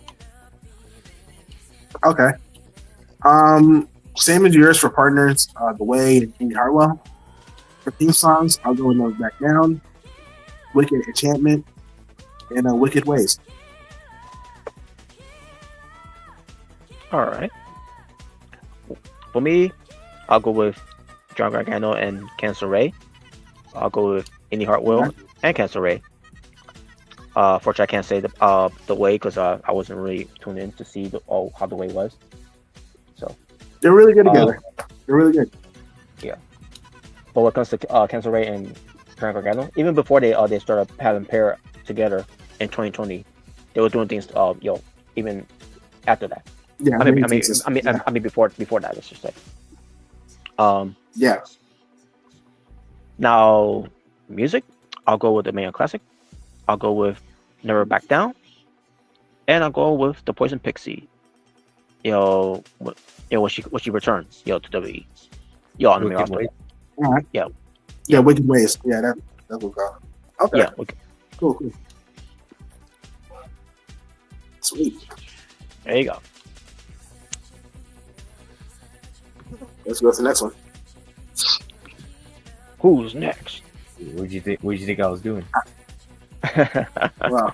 You shut up. Well. All right, so here we got Hulk Hogan with these championship belts right here. All the championship belts he's held. But basically, for this one, you feel like your top 3 favorite basically what 3 belts do you think look best on him? Basically. All right. I'll go. All right. Okay. I'll go with the belt he had when he faced Andre the Giant at WrestleMania 3. I think it was the E6 belt, right? Yeah, I think so. Yeah. Yeah, I'll go with that belt. I'll go with the Wing Eagle Championship, and finally, I'll go with the Big Gold Championship. Doesn't matter if it has NWO spray paint or not; it still look great on him. So, there you go. Oh yeah, I agree. For me, I will also go with the Winged Eagle belt. I'll go with the Big Gold belt, the NWO. And you know what? I'll also go with the 86 belt that he had against Andre the Giant. So yeah, very similar. That belt was a great design though. That belt. That was a nice belt, yeah. It was a really nice belt. They actually sell those in the reshop. Mm-hmm. Oh yeah, they even sold the Giant size version of that. Yeah, they sell that too. Yeah. Mm-hmm. All right. For me, I'll go with the Wing Eagle Championship. I'll go with the big bulk on the big gold. Like what Omega Red said, doesn't matter if it's in the real spray painted or just the big gold. And I'll go with the Undisputed Championship belt that look like a mid-card title. There you go. Oh god! Oh my god! I still remember that. I still can't believe someone actually fucking said that. Oh, it looks like a mid-card belt. Mick Carter, title my ass. You're Mick Carter. I was gonna say the only thing Mick Carter about you is your sex life. Okay, whoa. Whoa! Wow. Don't worry, that was a joke. I got nothing personal against that guy, but still, that was stupid. It was forgot to say stupid. that. Yeah. All right. Like I said when we Alright, did so that now- video, we to be very clear, we had nothing against the dude or anything like that. Just we disagreed what he had to say most of the time. Or do we? Wow. Come on. Oh, God. It wasn't personal. Okay. All right. All right. What's this now? Here we got Alexis What Bliss's. was it? Yeah, we got Alexis partners. Oh, looks good. Yeah. So you can basically pick like your top 3 favorite partners for Alexis Bliss. Overrated. But anyways. Well, I used to think that. You said top 3? Overrated. Yeah, top 3. Yeah. I'll Follow go it with Blake and Murphy. Sweet. All right. I'll go with Bliss Cross. Okay. And finally, I guess I'll go Bray Wyatt. All right. Cool. Me, I'll go with Blake and Mercy. I'll go with Bliss Cross. And I actually go with Alexa and Charlotte. I like what they're doing. Charlotte's carrying the team. Wow. What? She's doing good. So I give her that. She's doing good. Okay. She's carrying the team. Okay. All right. Okay. For Because me, Alexa is small. You know what's funny? If they were to team up in 2018 or 19, I'm pretty sure you guys would have was your guys' worst nightmare. Nothing. Oh yeah, at that time, yeah, I would have hated it. Yeah. I agree. And Yeah, you know but hey, what yeah. would have been great? You know what I would have had to What? do just to piss you guys off? Beat the Kabuki Warriors for the tag titles. Oh, They probably would have them beat tag team champions multiple times. the first. Yeah, Hell, they would have probably had them win the first ever women's elimination Yeah. match. Oh, yeah, That, yeah, if they were a probably, team. yeah. and suspects would have left before going to WrestleMania. Yeah, she would have cried in her hotel room. Oh no. I still remember that rumor, by the way. Yeah, I still remember that. I think it was like what after WrestleMania or something. Yeah, Yeah. I remember that. All right. I'll go with Blake and Murphy. I'll go with Shoes from Nia Jax. And I'll go with All Bliss right. Cross. My honorable will be with Braun Strowman. Alright. I thought the pairing was good. Yeah, well, yeah. I just There you go. didn't like it when he tried to make it into a story with Braun Strowman and Alexa Bliss and Bray Oh, yeah. Wyatt. At the Yeah. time. Yeah, I That thought that was awful. And Yeah, I Then again, wasn't that whole- I then wasn't again, watching that at the whole time. Hell, then again, that whole feud with Bray Wyatt and Braun Strowman in 2020, that was awful. Yeah, that was awful too.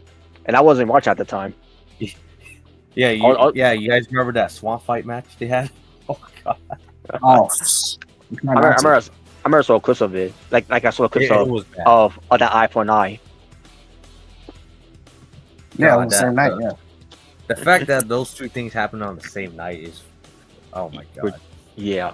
at least for a night match, You know, here's was the thing. It's one thing if it happens, if there's like one bad thing happen on like one show, Mhm. but the fact Yeah. that two bad things happen at the same night.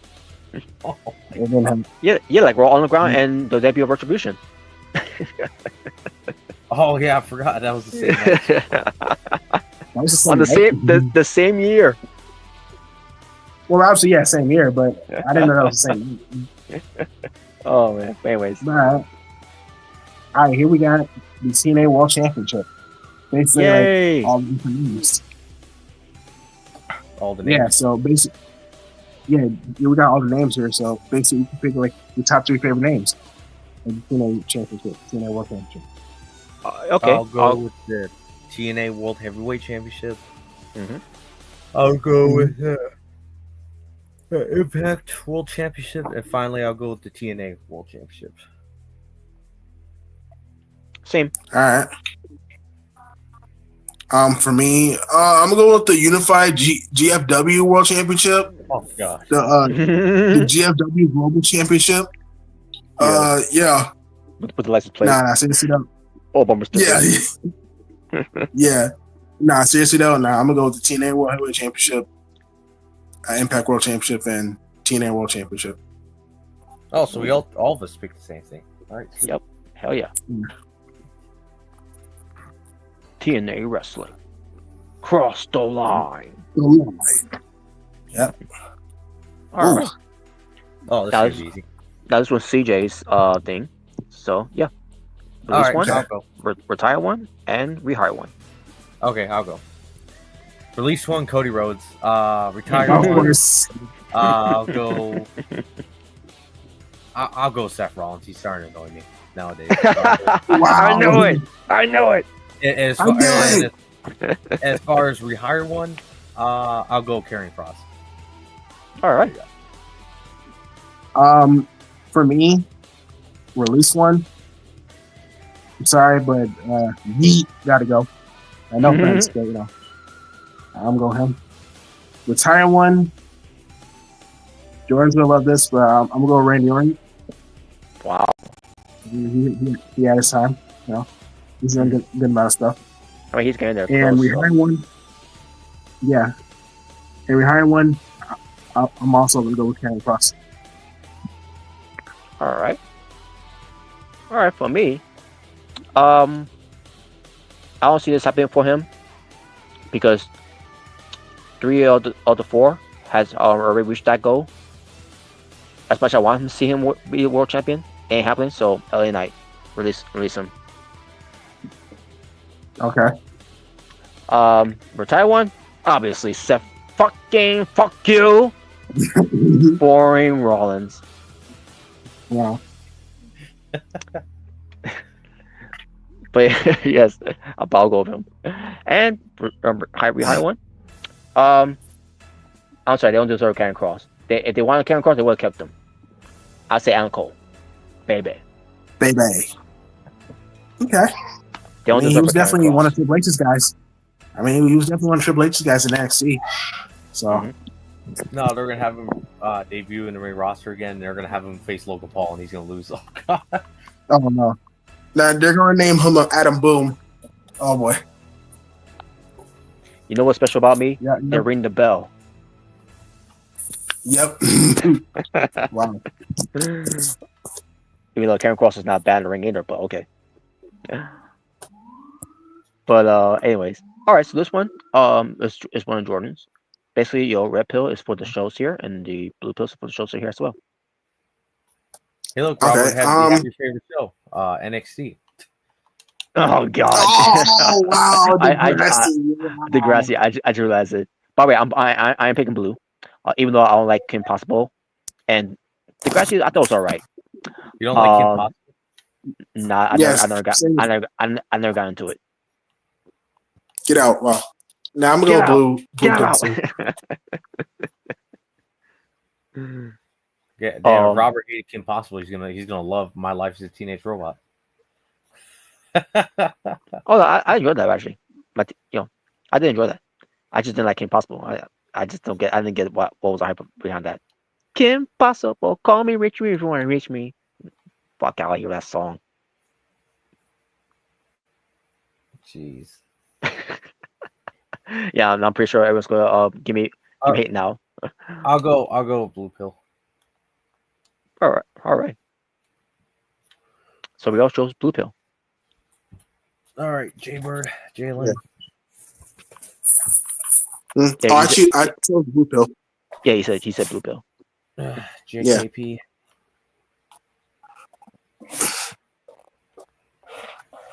Yeah, I chose blue pill. Yeah, he chose blue pill. SpongeBob. All right. Also, one of Jordan's from the type of here. So I guess on this one, I guess Jordan wants you to pick your favorite episodes. I think is. I don't know. I have no I idea. guess we pick 3. I guess we pick 3. But I think it's a ranking from the looks of it. Yeah, from these Ranking? episodes right here. Rankers. Oh, okay, Yeah, okay, I it see. looks like it was someone ranked it. I don't know. So I guess if we agree, I don't know. I don't know. I mean, it's not bad ranking. You know, I do like these up. Oh yeah, I'll put with nuts a little higher because Dabso was hilarious. Like chocolate, like, that was hilarious. Oh yes. That guy chasing you. Oh my god, that was funny. Did you see chocolate? Yeah. Yes, sir. That was so Without funny, nuts. man. That was so funny, especially with the con salesman. Wait. Yeah. Oh yeah. Oh my sold god. those candy bar bags. And he said he'd been injured. Like wow. Yes, that was. I didn't see that coming by the way when I first saw the episode. Like, what the Me hell is neither. him? No. Oh, I was like, holy shit. Bro, he was definitely a really good comment. Oh man, yes. Oh, the pizza delivery episode was pretty funny too. Like Krusty Krab, yeah. Oh my god, yes. That was hilarious. That was funny when Squidward smashes the pizza in the guy's face. Yes, that was. Yeah. This Yeah, was after like, SpongeBob. He just said this was SpongeBob. yeah, he used to complain about not having a drink, even though he didn't order any. I'm pretty sure he did, but Mr. Krabs was too busy, getting money that he forgot about. You know what I would do if someone told me that in real life? So I blame Mr. Krabs.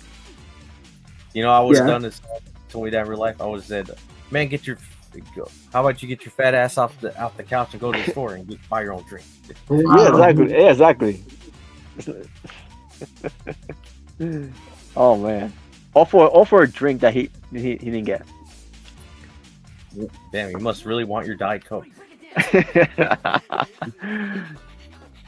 am I supposed to eat this pizza without my drink? Make it SpongeBob looking all like he's the worst employee ever.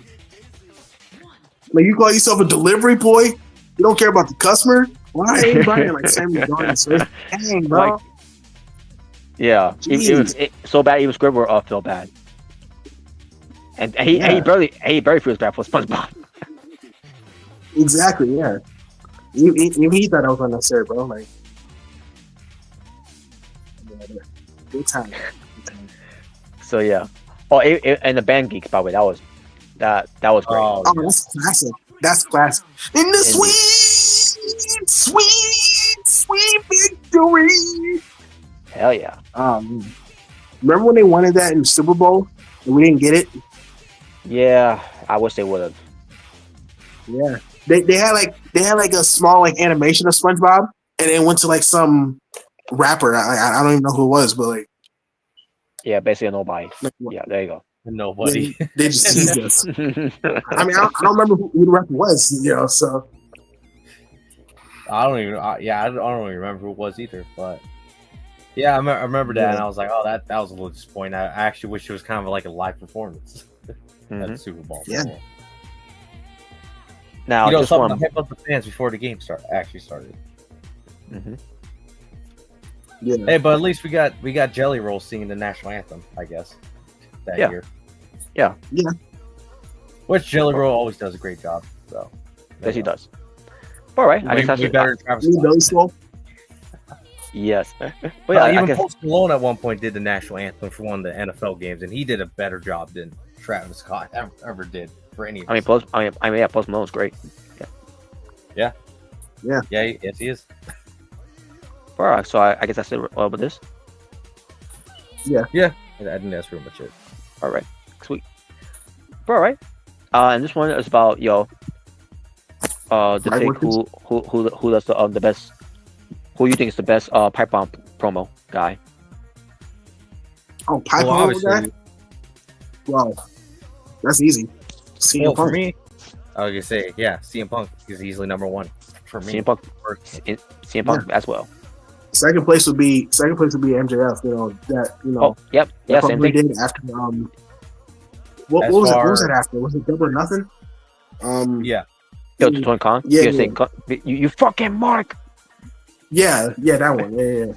Yeah, I agree. That he should have told that. He should have told that to Excalibur. Fucking Mark. Yeah. That would Well, be anyway, great. and as far as number 3 goes, well, obviously that goes to The Rock. No, that goes to John Cena. That's a get out. Wow. Wow. Yeah, you remember Hey, that Claudio crap? Castagnoli. Yeah, hey, Claudio Castagnoli. Hey, Nick Nimitz. Hey, Matt Cardell. How you doing? Hey, Robert Soprano. Wow. Wow. Hey, Alexander. How you doing? Yeah, apparently he said that them names because he couldn't say Nick Jackson, Matt Jackson, and Cole Cabana. Apparently. Well, I mean, do you want to mention the Young Bucks? Why was Cena care? To know those two those 3 losers. To throw a shot, Punk. I think that was. Well, he probably doesn't really know. He could have said the real names. He could have said Scott Colton, Nick Massey, and Matthew Massey. There you go. He could have just said that. The real name, the real legal names. And the next thing he could say, yeah, hey Jeffrey, how you doing? You know what would have been messed up? Cena said, "Hey Teddy Hart, how are you doing?" Oh no! Oh no! I think he knew him. Obviously, the reason I said it because apparently there's a story of how about Punk and Teddy Hart actually got into a real fight. That too. Yeah, that too. Yeah. But yeah. All right. Guess that's the next one. All right, next one. Ooh, Mario Kart. Oh yeah, I think this is one of mine. Yep. So yeah, for this one, what was your pick your favorite Mario Kart game, pretty much from throughout the years? I'll go with. Pick... Hey, how many? 4. Okay, I'll go with 1992. Yep. I'll go with 1997. I'll go with 2017. Wasn't there one that's called Double Dash? Yeah, there's one. Mm-hmm. I think it was for the GameCube. Yeah, I can't see it if it's there. I mean, there's a It lot should be of there, but Okay, I see. I think that's 2005. Yeah. Okay, yeah, well, anyway, so that's my 4. Okay, I'll go Mario Kart Dash on the GameCube. That's 5. I'll go Mario Kart. I'll go Mario Kart in 2007, I believe. I'll go that one. I'll go Mario Kart Wii, 2011. And finally, I'll go with Mario Kart 8 Deluxe from 2017. All right. For me, I go with Mario Kart Wii, Mario Kart 7, Mario Kart Arcade GPDX, and Mario Kart 8. Sweet. Have any played Mario Kart World yet? No, not yet. I mean, I don't have the Switch. It's on the second. It's on the Switch too. Yeah. Yeah. Yeah. But it was the launch. It was the launch game for the Switch too, I believe. Yeah. I saw JD playing it on it. It looks a lot of fun. The Sonic racing game's coming out this month. Oh, sweet. It's looking really good. I heard about that. Yeah. All right, guys. This is one of my topics. So, basically, a wrestler death during your lifetime that hit you the hardest. It could be multiple of those that hit you hardest during your lifetime. If you're watching pro wrestling. Wow, Bray Wyatt, Brody Lee, and I mean, those are really the only 2 I could really think of. Mm-hmm. Well, wait, actually no. Those can't be the only 2. Chris Benoit, because I was still a kid when that happened. Mhm. So yeah. Yeah, and Chris Benoit obviously was the negative side effect of that, but Mhm. Brody Yeah. Lee and Bray Wyatt. I don't want to say positive because they're not really positive that he died, but I should say they more left a positive impact on the wrestling industry, Mhm. more so than Chris Yeah. Benoit, I should say. Mm-hmm. All right. So yeah, Yeah, I'll same definitely say goes. those three, definitely for me, because those are really the only significant ones I could say that I guess just the unexpected ones that shocked the wrestling world in my lifetime. I Mhm. mean, those are really the only three. Yes. Yeah, I agree. So yeah. But anyways, All right, Jabber. Yeah, same as his. Same as Omega. All right. Well, for me, I already know. I already know one. it will be yeah. Yeah, I already But know. I'll get my way first. Owen Hart is one. Is one of them, obviously. Also Brian Pillman. Randy Savage, Ultimate Warrior, Eddie Guerrero, Miss Elizabeth, Warrior Hawk. Even Rick Rude. Like because he was at the time trying to make his comeback, but then Yeah, Rick Rude died in what was it, 98, I believe. 99. It was 99. It was like I think like what months at the Owen died. Oh yeah, didn't British Bulldog? Didn't he die in 2002? Yeah, 2002. Yeah. Yeah, that also hit me hard too as well. Me tuned into Raw and then seeing the other graphic, not knowing that he died, and then so like what's the graphic?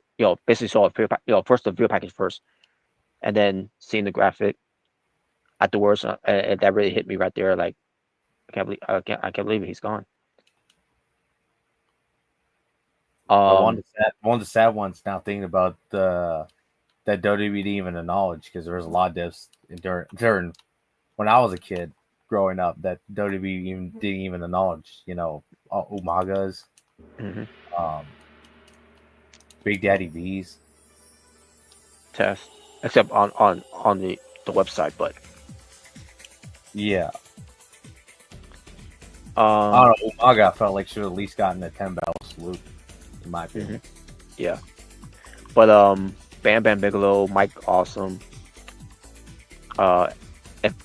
If I didn't mention Eddie Guerrero, Eddie Guerrero was obviously Chris Benoit,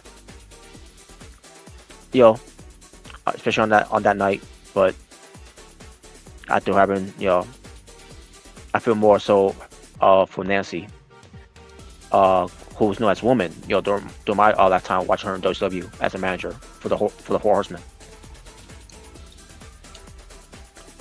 Even Freddie Brashley, even though I was, he wasn't I wasn't watching his wrestling or his managing, but they always talk about him, and then he always appears on he was an on old Raw. school 1950s wrestler. Yeah, but they always have him appear on Raw and sometimes whenever he can. So yeah, they always mark him out as a big deal. That's but Gorilla Monsoon. Yeah, the last time Gorilla Monsoon appeared on TV was at WrestleMania 14. Yep. And he actually got a standing ovation from the crowd when he came out. Yeah, 15, probably 15. But also, Jim Neidhart, Vader. I'll try to remember who else. And obviously, Billy Lee, Bray Wyatt, Jay Briscoe.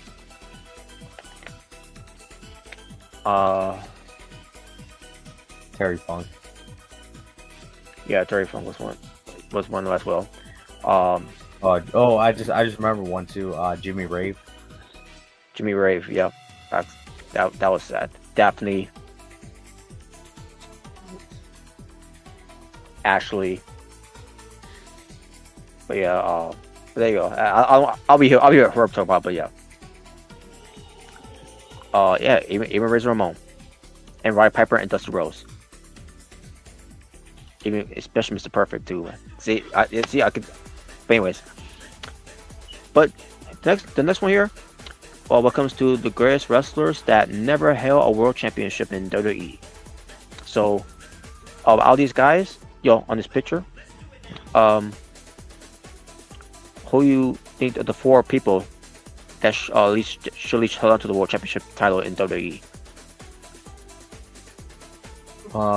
Roddy Piper, definitely. Definitely. I would say Roddy Piper should have. Same with Jake the Snake Roberts, but we all know why that never happened. Yeah. If I was running the company, you could take Hogan for that one. and because of his drug and because of his problems, Yeah, that too. Yeah. And make a good argument for Shelton Benjamin, in his prime. Oh yeah. Yeah. And Owen Hart. And Razor Oh Ramon. yeah, sure. Mm-hmm. No, even Samoa Joe, I thought should have been a world champion at least one time. Yeah. Honestly, he was only one of the few people that I could see like being Brock. He was, believable enough to do it.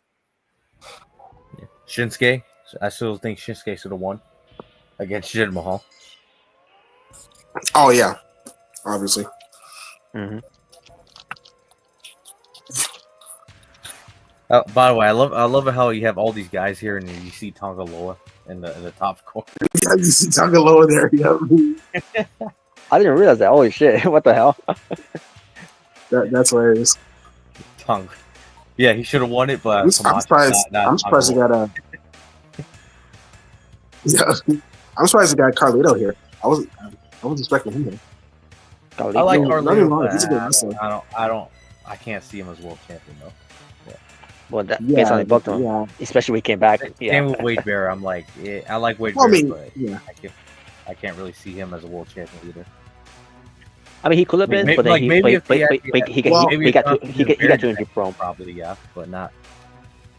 Well, even if that didn't happen, I would saw him in that picture, but he was too injury prone to me.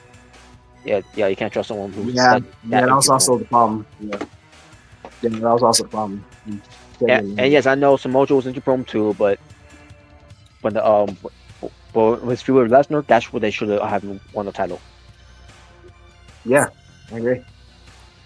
All right, so how many are you picking? 4. 4? Okay. I go Owen Hart, Razor Ramon, Mr. Perfect, and Roddy Piper. Robo will be Samoa Joe and Big Snake.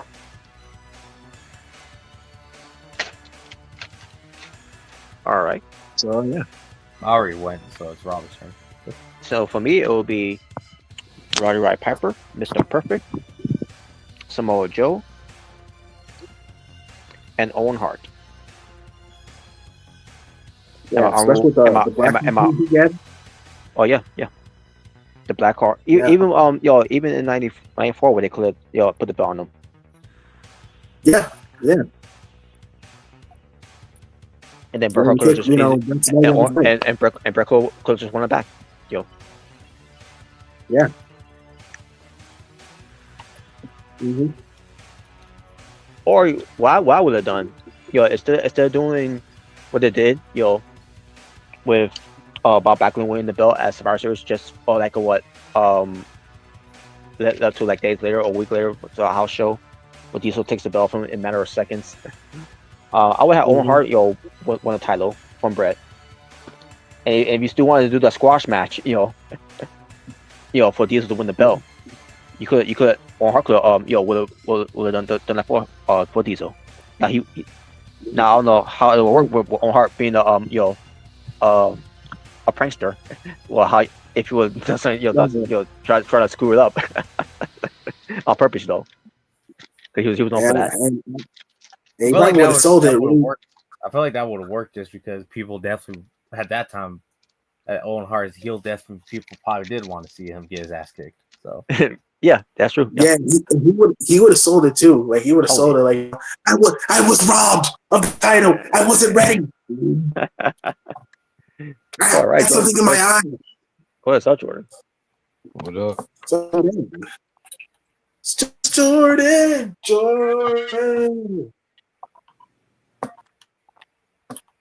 What's up? What's up? What's up? Well, we're reached to the end, but Jordan, what comes to these great, the greatest wrestlers that never held the world championship in WWE, who are the four you would choose, to go after the belt? First of all, I just want to say, it's real funny how y'all do the fun topics when I make it late to the stream. That's your fault. No, it ain't. Wow. I'll say Razor Ramon, Jake the Snake. The fact that Jake the Snake has never held any championship is a crime in itself. And Yeah, that's crazy. Roddy Piper. One more. I'll say Mr. Perfect. All right.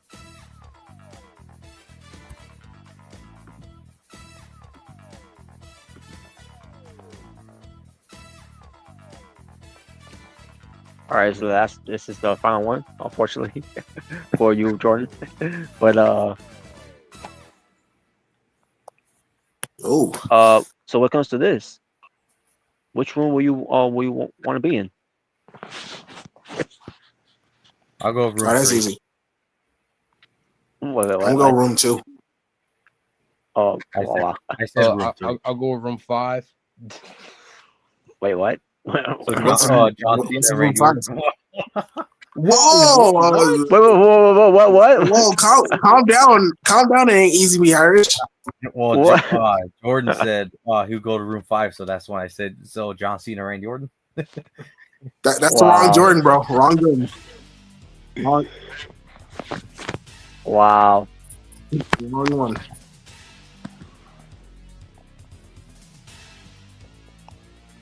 All right.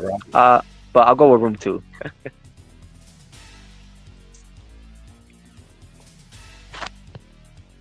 Baron Golden. Yep.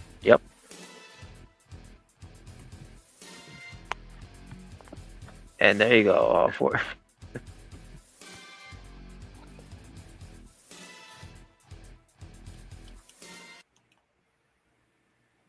so, I guess with that being said, we gotta get some discussion when it comes to AEW building up to the All Out show. Because I'll be honest with you, they've been doing a piss poor job building up their pay-per-views as of late. Yeah, they haven't really been doing a good job building them up. No. And especially when it comes to this show, one of the big shows they'll do that's coming out of Chicago going into Toronto, Ontario, Canada. You think it'll be a big deal to hype up this show with some matches they could really have you be invested into to get into, and when it comes to our favorites in there, it's debatable of who is your favorite in the way. The one that I want to talk about first here, Miss Mercedes Moné defending one of her 9 belts, which is AEW TBS Championship. Now you would think Mercedes Moné versus Alex Windsor would have been the one to be built up to, right? After what happened at Forbidden Door, where Alex Windsor didn't win, even though she wasn't the one who got she wasn't the one who got pinned. It was someone else. It was Priscilla. I mean, Persephone, I meant to say. Yeah. But you would think it'll be Alex Windsor versus Mercedes Moné. And instead of doing that, they did it on Dynamite, which was fine if they did that. But then then they had Justin Roberts, where they was getting close to where it's gonna be, they were minutes away until to a time limit draw. And okay, maybe this is where they have Alex Windsor, look like they have a win, but then time run out. Because they done it before with MJF versus Alan Cole, MJF versus can't remember who else what they doing MJF, but normally you will see that with MJF, for these matches. So that's what I thought they was going to do here. Instead, Damage Monet just beat Alex Windsor. So at this point, like, okay, so Alex Windsor lost. That's it. Her opportunity. She's done.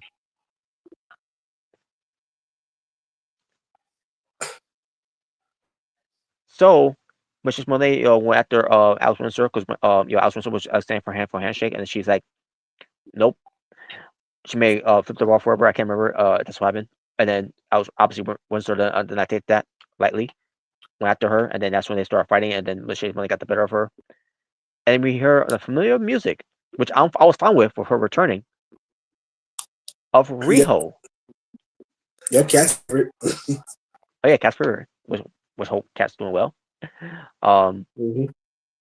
But Riho comes back, and Michelle Monet is still holding on to her because she's waiting for this. If she could come from the outway. Nope, she came from the crowd, and and then after taking care of Michelle Monet, Riho holds up the belt, and I have an issue with this.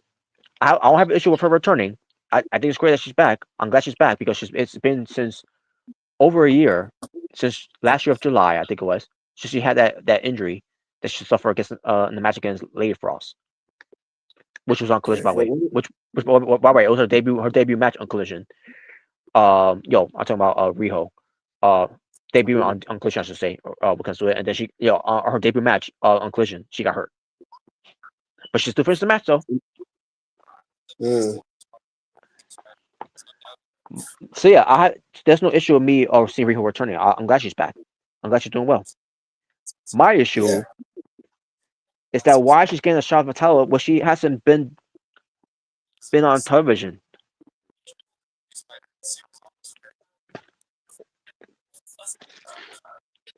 This is a big freaking problem with this company. With this company, when it comes to AEW, always doing this shit.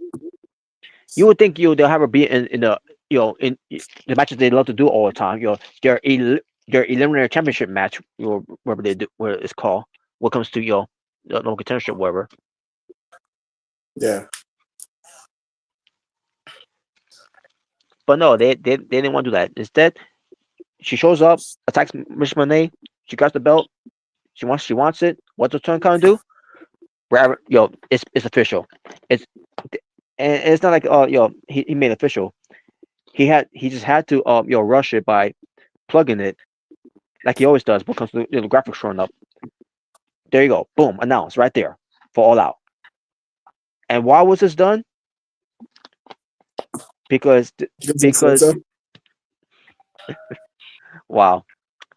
Well, besides, there's no creative behind it and no story behind it. What comes to this, and as far as the match is concerning, what comes to Riho versus Mercedes Monet, I'm looking forward to it. I'm actually looking forward to it. But how they did this is not making me feel excited to see the matches. They're not going to build up of why they're she's talking to Mercedes Monet, and it can't be just because she has the TBS title. You got the title, I want it. No, I want more to it than why she's facing Mercedes Monet. You would think you'll say, oh yes, this is a dream match, that they love to say. I think it's great. Which is fine if that's how they want to do it too, because of their size and everything. If they look at they could work together with the size that they could, all these women, how athletic they can be. No, instead is you got the belt, I want it. That's not a story. Yeah, it is. Now with Kevin Owens, he actually, you could actually get away with Kevin Owens with that because remember his program with how he and John Cena started. where Kevin Owens beat Yep. John Cena. I mean, we debuted on Raw. As NXT champion, and John Cena was the NXT champion and all, and Owens and him were going back and forth, and Owens tagged him, and then stopped on Yes's belt. Then had the match in the Chamber, and it was a great match. And the promos continuing, and then had the match again on next pay per view. I don't remember what it was. But Cena got his win back. Because and then it led to Owens attacking him after that, and then Owens came out, to let Cena know, you got the next belt, and I want it. That was how a story was built between those two, all about Kevin Owens wanting that belt that John Cena had, because they already built a rivalry between those two already. Yeah. So why couldn't AEW do that with Riho and Mrricanjay? We could have been had Riho back. She could have been part of that Casino Gauntlet match. If she was back, all this time, if she was already clear. Because the entry she had was back in last year. You told me you can't tell me that the entry she had was career threatening. I think it's Gary Robert. You're just a hater. Yeah. And a misogynist. Yep. Join the club, I guess. Motaku. But I'm just kidding. Yep. But no, that's not a good story about the telling here. And look, again, I'm glad to see Riho back and all that. But what's the reason why they're doing this? Because they want to because they heard about AJ Lee returning. So what's the way to counter? At least trying to counter that. Riho. And that's not fair to Riho, by the way. No.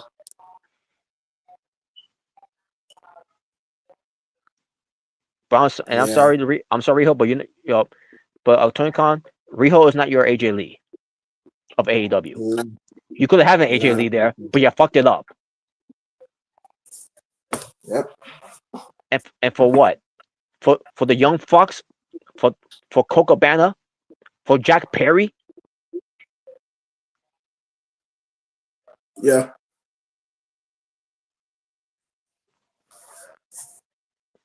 I would have been happy if they would have brought back Britt Baker, but we all know that's not going to happen. They're going to wait till her they're going to have her contract set until it expires. Mm-hmm. They could have done this match again with those two. This time it'll be booked better. You have a redemption here type of thing. You could erase the horrible match they had for where it was, what, All In? Yeah, All In from last year.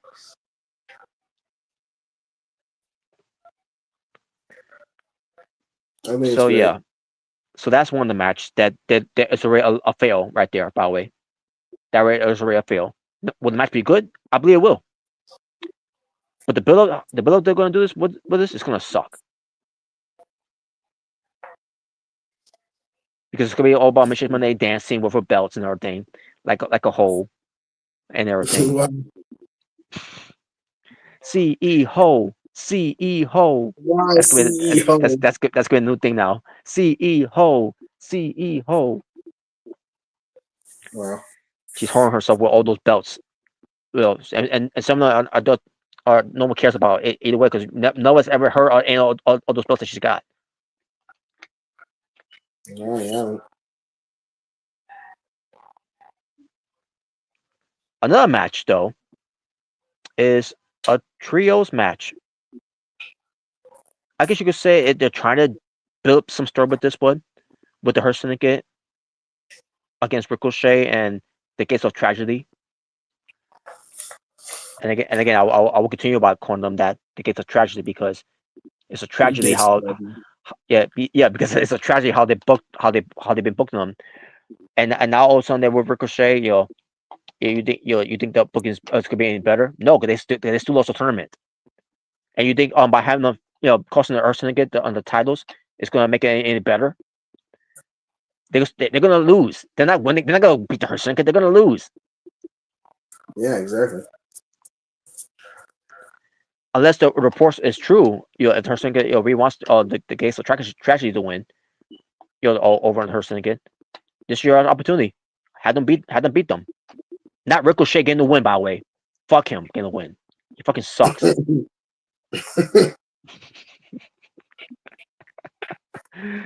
but yeah, let these guys get the win.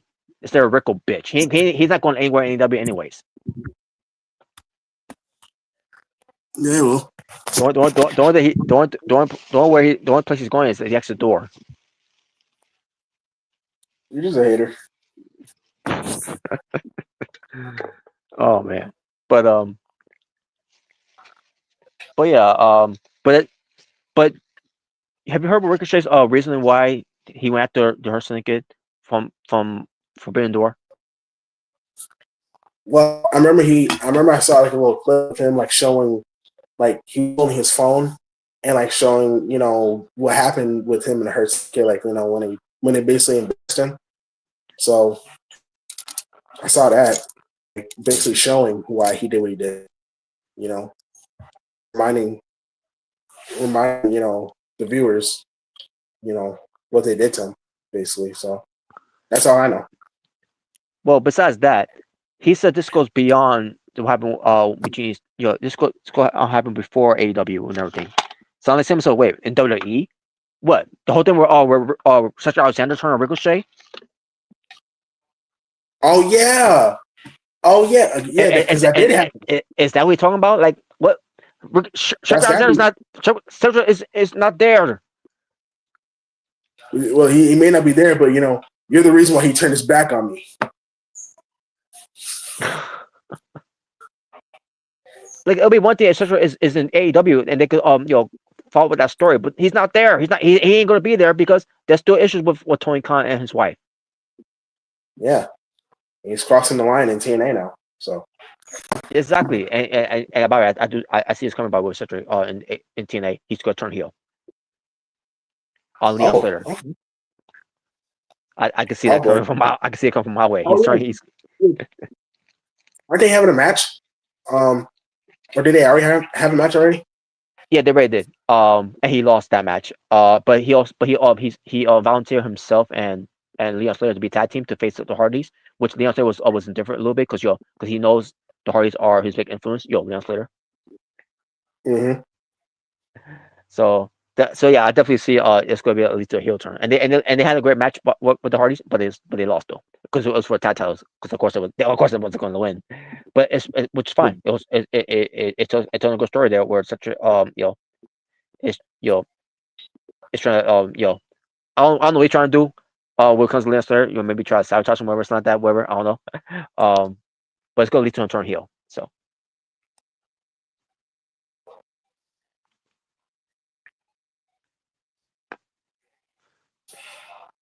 But yeah, so that's story. This is basically the story. Like, who cares?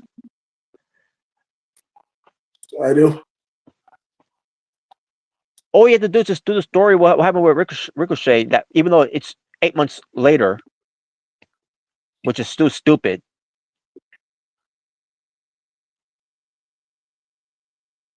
Yeah, 8 months. 8 months ago, what happened to me? I was trying to find someone, but no one. I couldn't find anyone to help me out. I'll take care of you guys. I finally did. Like 6 months later, and I waited 2 months to get back at you guys. Fuck you. You're fucking terrible.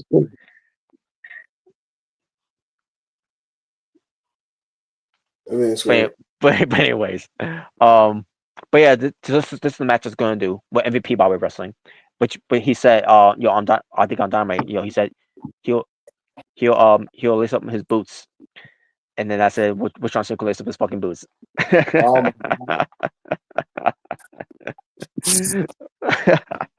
imagine John Cena. I don't know if John Cena ever had a match with MVP in WWE, but imagine John Cena trying to do one of MVP's moves. The ballin'.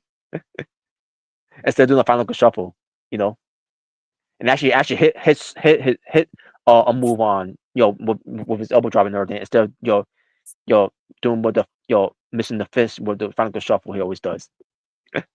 I remember like one time when they were teaming up. I think it was like I remember like that Lakers versus the Nuggets tag team match. Oh yeah, I Um, remember. Yeah. but I think Cena did like the ball in time, and MVP was there. He was part of the Bayface team, and Oh, obviously, okay, okay. yeah. So I don't Yeah, I know. remember. I don't know if they ever had a match, Yeah, I remember but people was a Bayface. But but I don't remember they had a match at all.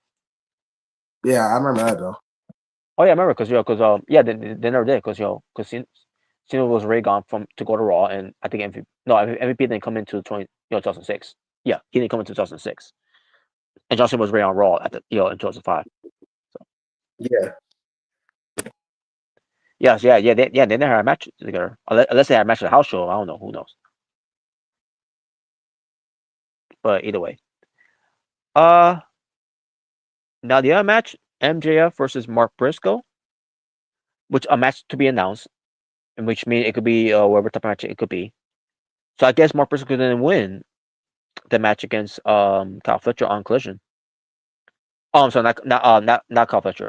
Because it was meant to be on Dynamite if he could beat Konosuke Tezuka on Collision. So I guess Mark Briscoe didn't beat Konosuke Tezuka, which I don't think you should beat Konosuke Tezuka after winning the G1 Climax of New Japan. I'm just saying, you can't have him lose just like that. No disrespect to Mark Briscoe, but still, you can't have Konosuke Tezuka losing. But I'm assuming he won because MJF got involved on Mark Briscoe's match, just to get back at him from getting involved in his match at All Out. I mean, I'm sorry, Forbidden Door. So, so I'm assuming that's why this happening right now with MJF versus Mark Briscoe, which is just what MJF wanted. He wanted to work with Mark Briscoe, to continue on work for the program with him. So, which is good. You know, I love this program with MJF and Mark Briscoe. But not even with that is really going to be enough to tune into All Out. You gotta really build this up and really have a match here where it could lead up to something when it comes to it. Of why they we should be interested of this match. What could it be? I don't know. Maybe a dog collar match. Who knows? Maybe it would not surprise me if they do that. To have a dog collar match just to to say, oh yeah, this was a better dog collar match than MJF CM Punk. Just to do more dirt into CM Punk. I guarantee that's what's gonna happen. I wouldn't be surprised. Oh man. Wait, which is fun. It's funny, to do that too. By the way, just to to see these two guys, well, the company and CM Punk, going back and forth on each other, taking shots at each other, whatever. But John Moxley versus Darby Allin, it's gonna be a coffin match.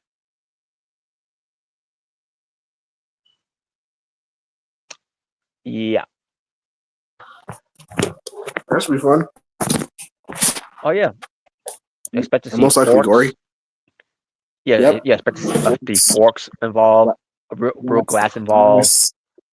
Hell, they Yep. might fall off a building, wherever building they're gonna be on. And I wouldn't be surprised. just for they could be a talk of the town instead of WrestlePalooza. Yeah, good with that. Yeah, unless you could do that, unless you could do something like that, Moxley and Darby fall off of a building into a coffin, wherever. Yeah, I don't see that. I don't see that happening at all. Where WrestlePalooza is not going to be talked about. Yeah, exactly. Yeah, they got to do something really gruesome like that to get AEW talking. But that's gonna be that's gonna be for the wrong reasons, by the way. It's not gonna be like what happened with Mankind from Kingdom of the Ring of '98. From the Hell in a Cell. It's not gonna be like something like that. They could try, but it's not gonna be anything like that. And the only way that work if you have Jim Ross, to bring the old Jim Ross out there to talk about this match and say, "Good God Almighty, they killed him. That's God, my worst they're broken in half."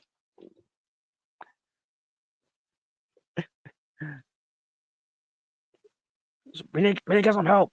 I don't think we should take them. I don't think they should go out to the hospital. They at this point they're gonna be taken to the morgue.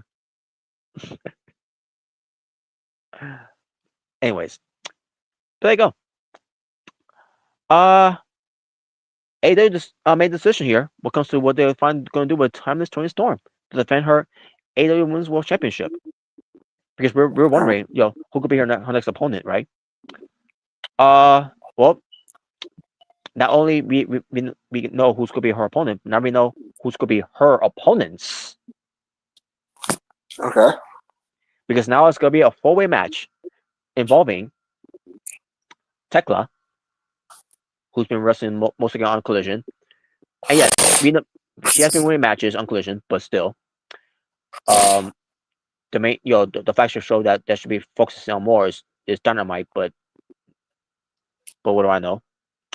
Chris Stanlander, who also has been doing a lot on Collision, and she also recently wrestled on Dynamite. I think she did. No, I think it was like a week ago. Yeah, it was a week ago. But she was still part of the win team for that one, which was surprising.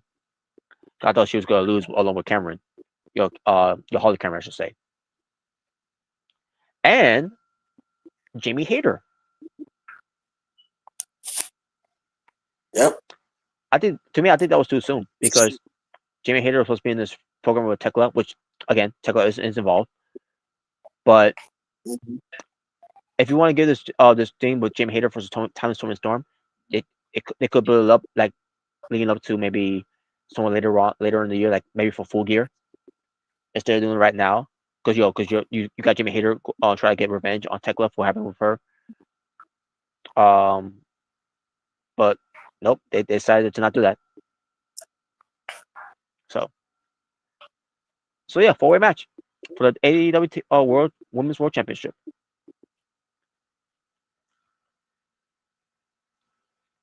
And yeah, so that's the match. And in the other match, they build up, which we were talking about this, is how they build up between Adam Copeland and Christian Cage versus FTR. One of the only positive things that we could talk about that they're doing right building this matchup, except for one thing. They reunited them too soon. And I'll talk about Edge and Christian. Yeah, they kind of rushed that. Them like fully being reunited. Like I said before, they should have really took their time with it. Yeah, like I said, they could have because the match they had with the Kill Switch and Kip Sabian and Forbidden Door. Like I said, you could still have that match, but you could still build up Christian isn't so sure if he really wants to change, and then he starts feeling sympathy for Edge, him being destroyed by the patriarchy, they could build it up, slowly, I mean not too slow, but just enough. But yeah, they kind of rushed it.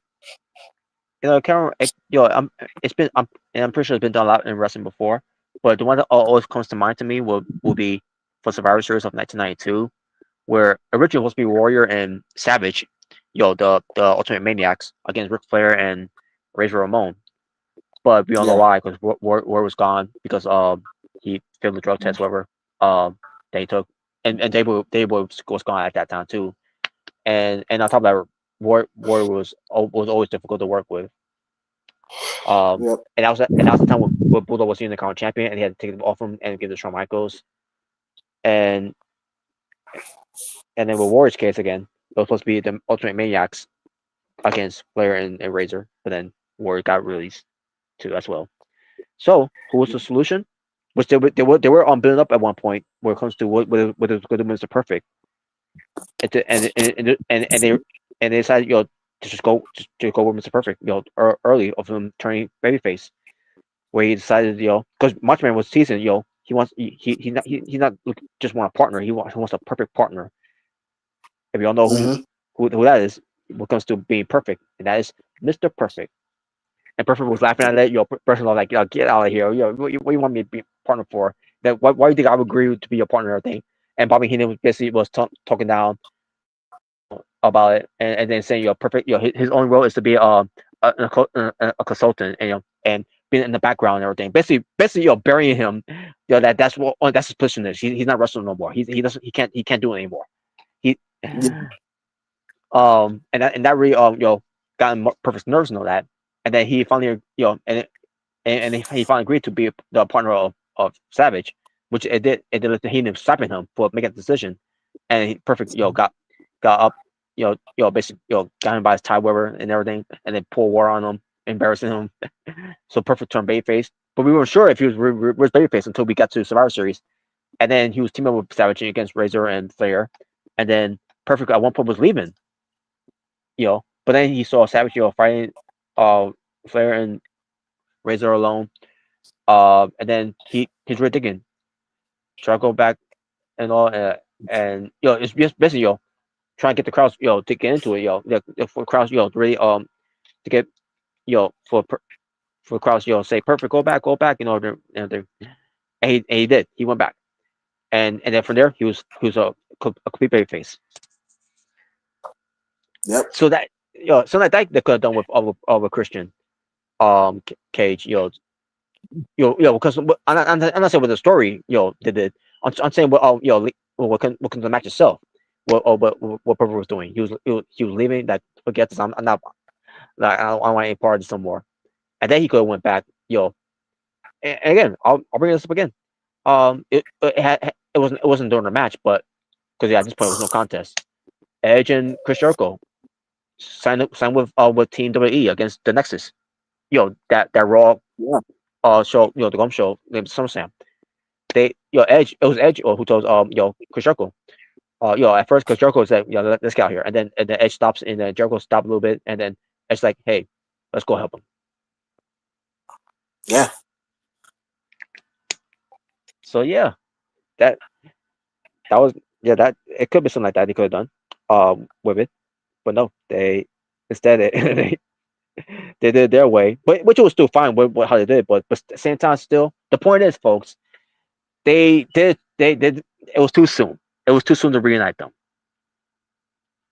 and the way they did it was they just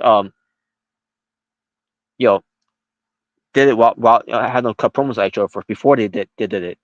And again, if you wanted to do the reuniting of them, that's fine. You still could have done that reuniting of them, but they did it the reuniting of them first, and then they start cutting promos on each other. So now here we are, and I get why they did it too and all, because Christian Cage has the the matriarchy's problem, and Al Copeland has an FTR problem. So basically, Al Copeland will help Christian with his problem first, and then Christian will help out with Al Copeland's problem with FTR. Yeah. And here we are. It was not again. The story ain't that bad. We're saying how they didn't execute it the way they should have executed. Because it is an interesting story here with Edge and Christian. But now they call it CNC, by the way, because obviously WWE owns the copyright name of Edge. Yeah. So that's the only match that's only that's important to us. That's been built up. Unless people care about MJF versus Mark Briscoe, which I do care about as well, because I think they're doing very well together. How they build that story. Moxley and Darby, I don't care anymore. They wait too long, and it's mostly Darby Allin's fault because he wanted to go climb mountains. Yeah.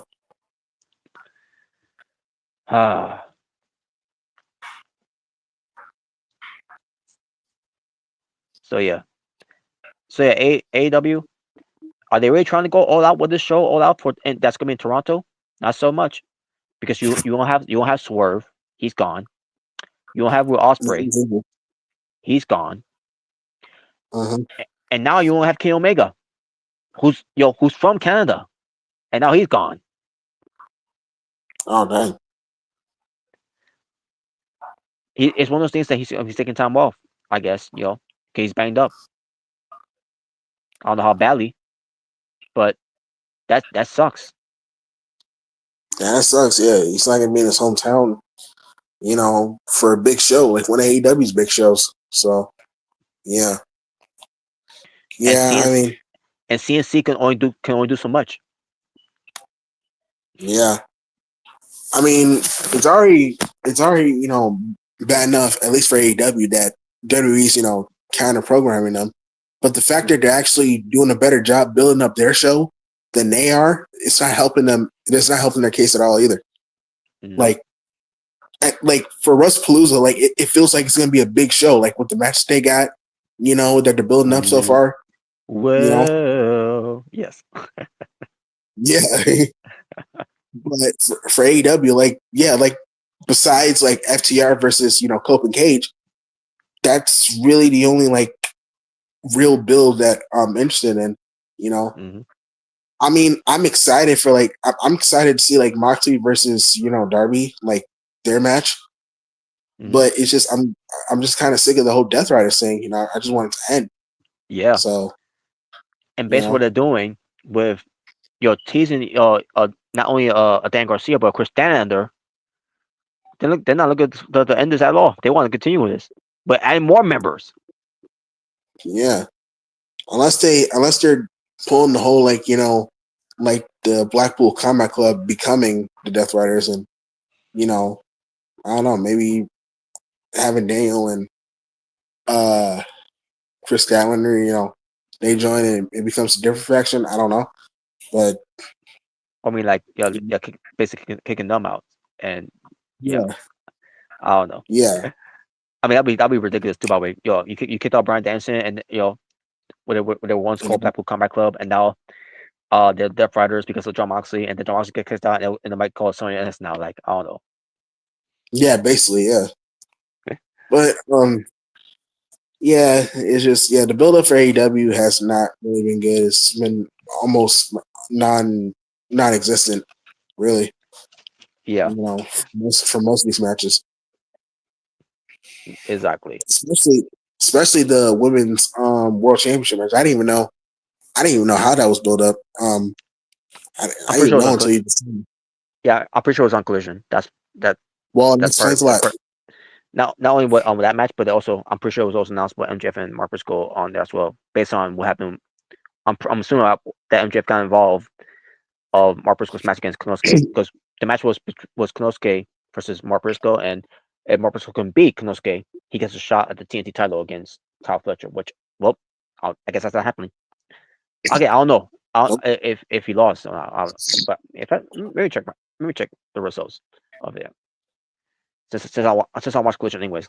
Then again, who watches watch Collision anyway? I do. But anyways, let me see. Where's the Yeah, I watch Collision. results? I watch Yes. Collision. You see Punk's Oh, there. Oh, oh God. Oh, listen to this. Former AEW champion joining Dynamite commentary team full time beginning next week, which I'm assuming is this week. But yeah. but it's Brian Danielson. Great. Oh, yeah. Yeah, Can yeah. he I didn't hear about that. can he replace Excalibur, please? Yeah, yeah. Get rid of him. Because I Yeah, don't can't worry. take. We're gonna make Danny Bryan. We're gonna make him say picture in picture, and we're gonna make him laugh. Oh boy. I can't take him laughing at him chuckling every time for every little thing.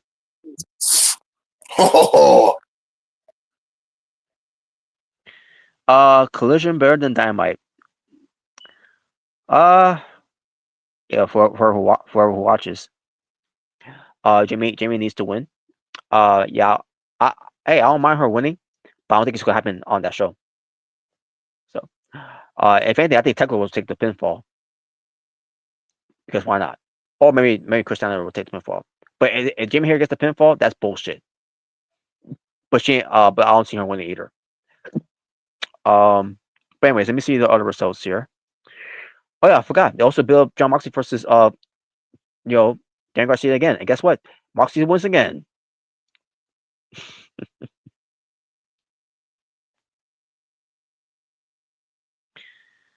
Let me see. Where's that match?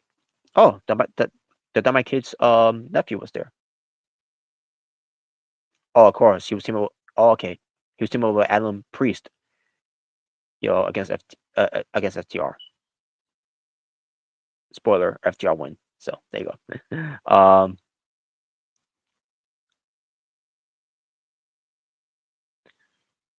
Let's see. Where's that match? Where's that match?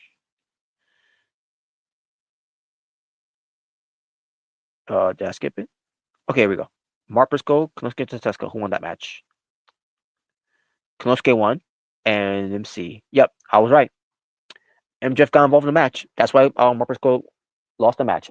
That was his only opportunity to get a shot against Kyle Fletcher for the TNT title at Dynamite, and Mark Briscoe got screwed over by MJF. Revenge, payback for for Forbidden Door. Remember, MJF would have won if he would have got away with it by kicking the foot off of Heyman's foot off the rope. When Mark Briscoe came out and everything, blah blah blah. Remember the whole thing they did, which was stupid, how they did it. But there you go. That's how it happened. I guess they announced something for Dynamite. Let me see. Oh no, they announced something for. Oh yeah. They announced something for Dynamite. So Dynamite for upcoming Wednesday, we're gonna have a grudge match for the AEW World Championship. Oh, I'm sorry. It's not title. I'm sorry. It's a non-title match though.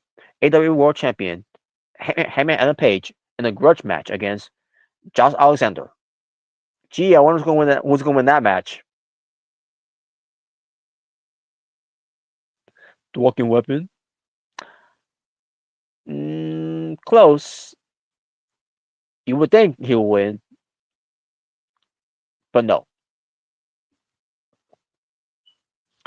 The TBS champion, Moises Monet, and Emi Sakura versus Riho and Alex Windsor. Okay. Rico Bitch versus Shelton Benjamin. And Brian Danson. Okay, so it's confirmed here. Brian Danson will join the AEW commentary team full time. Again, can we get Excalibur off of there? Please? Because while we have 3 wrestlers be commentators, because Excalibur, he also wrestled. But no one's claiming to see Excalibur wrestle though. But for those who knows, that Excalibur used to wrestle. I don't know if he still does wrestle outside of AEW, but who cares? Fuck him.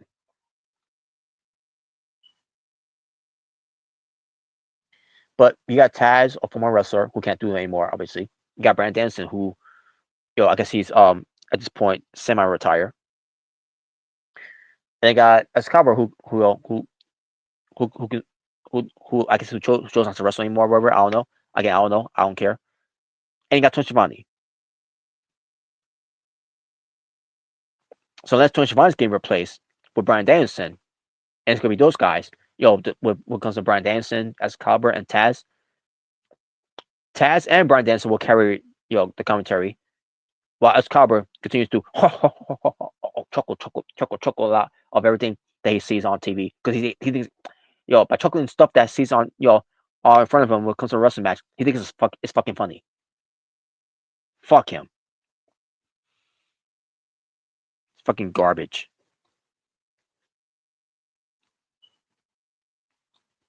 But we all know why he's there. He's there because the Young Bucks hire him. The Young Bucks hire him. He's useless. More useless than we're useless. And I don't think we're useless is useless. But the panels they think he's useless though. But I don't think he's useless. But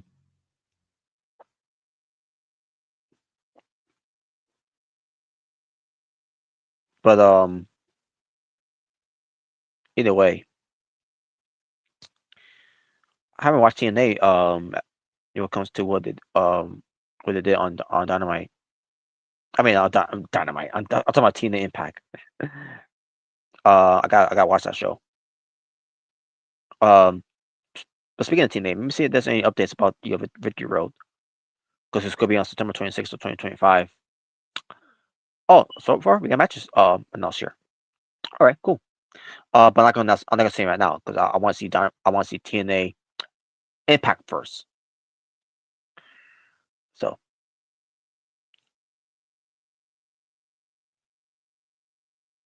but so far it's good. They announced some matches for TNA Victory Road. That's gonna be in Canada. Edmonton, Alberta, Canada.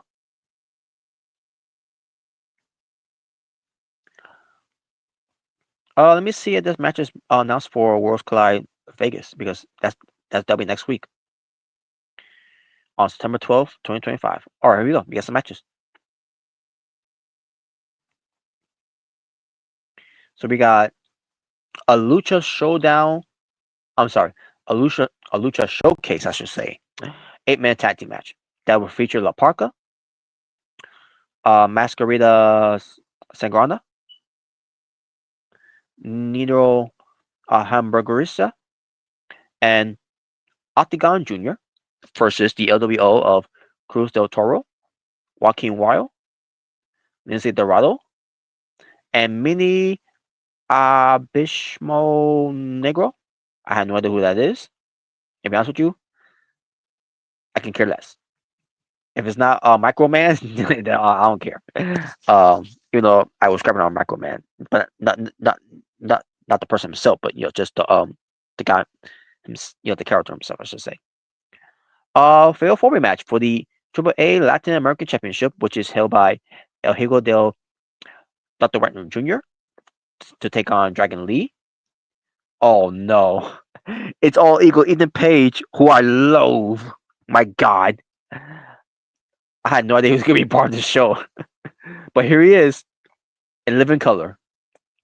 And JD McDonough of the Judgment Day. Sweet. Mixed tag team match.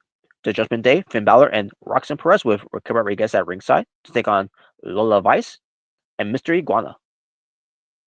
Cool. The panelists is not going to like that at all, by the way, because of Mr. Iguana. Unless, it's just, unless your name is That's Your Born Thriller and Jay Bird. Oh, Fabi Apache versus Natalia. Great. I'm happy. Finally, we get the one-on-one match, and it's not just Natalia. It's ain't WWE Natalia. This ain't Natty Natty. When it comes to being booked like a loser in WWE. This is Natalia and MMA gimmick here, and this is to determine number contender for the AAA Arena del Ringas Championship. Tag team match for the AAA World Tag Team Championships is Pagano and Psycho Clown, who are the tag champs, take on, oh God, the New Day, Kofi Kingston and Xavier Woods. Well, maybe in AAA, in their platform, they'll be get more exposure as heels on there than the WWE, which WWE failed to do so. So, and the main event, the AAA Mega Championship, which is held by El Hijo del Vikingo versus Dominic Mysterio. So let's see what happens with AAA when they're in Las Vegas. So let me go back to WrestlePalooza, by the way. Yeah, they were in Mexico City, Mexico. This time they'll be in Las Vegas, Nevada. Paradise, Nevada. So let's see how it'll feel with Vikingo on this show. And when they're gonna be in Vegas. Will you still get booed? Is it gonna be it's gonna translate from Mexico to Las Vegas? We shall see. But there you go. I guess next time we'll talk about this. We'll do previews of it. With the rest of the panel.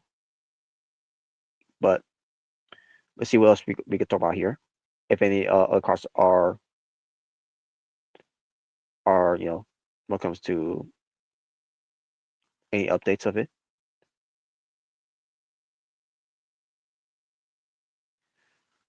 Other than our Ring of Honor final battle. That's gonna be in December 5th, 2025. It's not gonna be built up yet until we get close to like somewhere from November. November. And then it'll start building stuff up from there. So so that's all I can say from there.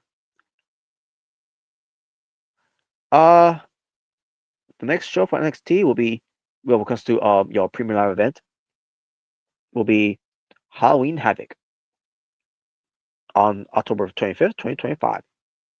But we had to get to NXT Homecoming first.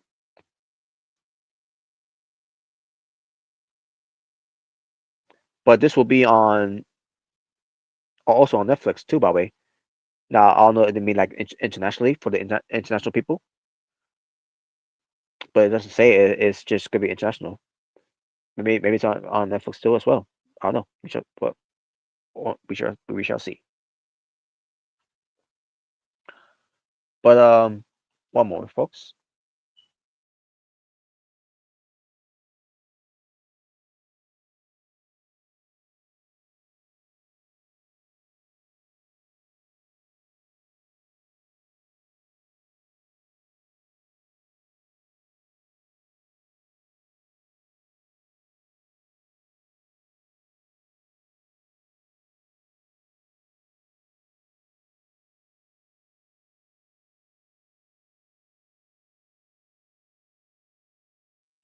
Again, also, I apologize, folks. Just give me one more minute.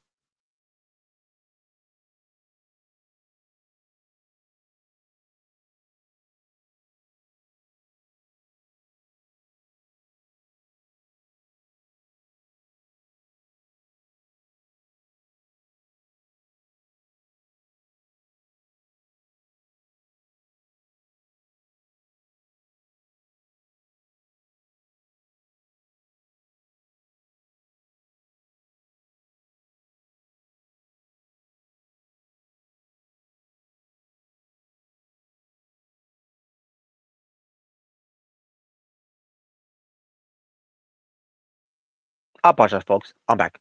Um, so as I was saying, um, so NXT Halloween Havoc, will be in Arizona for this one. Prescott Valley, Arizona. That's where it'll be. And no match has been built up yet there yet, so we gotta wait until like maybe after, or maybe during Halloween Havoc. I mean Halloween Havoc during NXT Homecoming when we get to it. I guess we shall see. That's how they're gonna do it, or maybe after. But who knows? Only they know. Only the company knows. Let me see what else. I already talked about WrestlePalooza. I already talked about All Out. I can't talk about Victory Road yet until I see how it was done on TNA first with the shows. Been up to Victory Road. But yeah, that's basically it there, folks. Not much to talk about here. So that being said, folks, I'm gonna end it from here. So thank you all for watching. I first off want to give a shout out to the moderators, Tokyo and Jogo Gamer for being in the live chat. Thank you so much. Shout out to also Jordan Williams, who has join the be on the panel. And that's pretty much it there. Shout out to you guys. Let me see if there was someone else that I need to shout out to. Nope, that's it. That's pretty much all of them. So thank you for watching and for chatting, and everyone want to be a part of it, of the stream, and for everyone that watched it, but then chat along. Thank you either way for watching, and maybe next time you want to chat along, but make sure to keep it positive with positive energy, vibe, peace, love, aloof, zen, cool. You know, just keep it a safe space in the way. Unlike this piece of shit, you know, that was saying all this shit to me. Which by the way, um as this was been set up for you know for me to do it later tonight, which we end up doing the show BTA for this episode. he found the time. He found the time, like earlier of the afternoon to come up here while I was away, not knowing that he was on there. Just to say, yo, Michael Jackson, shut your gay ass up. Yeah, that's way to spell as with a z. Learn how to spell you fucking dick. It's funny you're saying telling me to shut up while I wasn't even on there, and then you realize you was on here to saying that shit. You couldn't wait until I go live, for you to say it to me. Even if you would say to me live, it doesn't matter. You still ain't gonna shut me up. You and everyone else that was against me, you know, even if I was on the cause of it or if I wasn't the cause of it, either way, doesn't matter. The fact that you yeah still up here and talking all that shit and coming at me and all that doesn't matter. Yes, at the end of the day, I'm still here doing this, and you ain't gonna stop me. I can't stop. I won't stop. So sucks for you. Go fuck off. You don't like what I do here? Fuck off. Do like what Daniel does. Cringe City. And all the other names that Hiroshi wherever he's going by, wherever. Fuck him and his giant dildo and his sex dolls that he loves to sleep with.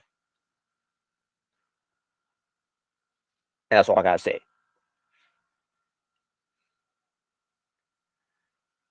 So that being said, folks, I'm out here. And for the True Jaybird, You'll Make It Red, and Jordan Williams, it's not your born thriller here. As I say, peace on the streets till you be well, stay safe, take care of yourself, Earth, and that's going to world. For I am out here. Tata for now. As the bid you all and Abdu with a goodbye and good night to all you. Bang. Until next time, when we do another BTA episode, we'll be in the asylum, episode 245, wherever that may be. It will be sometime in the week, in the new week. We shall see. And hopefully, this time around, when it comes to Jordan Williams, we get to do some fun topics. With him there, there from the beginning. Hopefully that'll be the case. But until then, take care of yourselves, folks, and each other. God bless. Take care. Peace.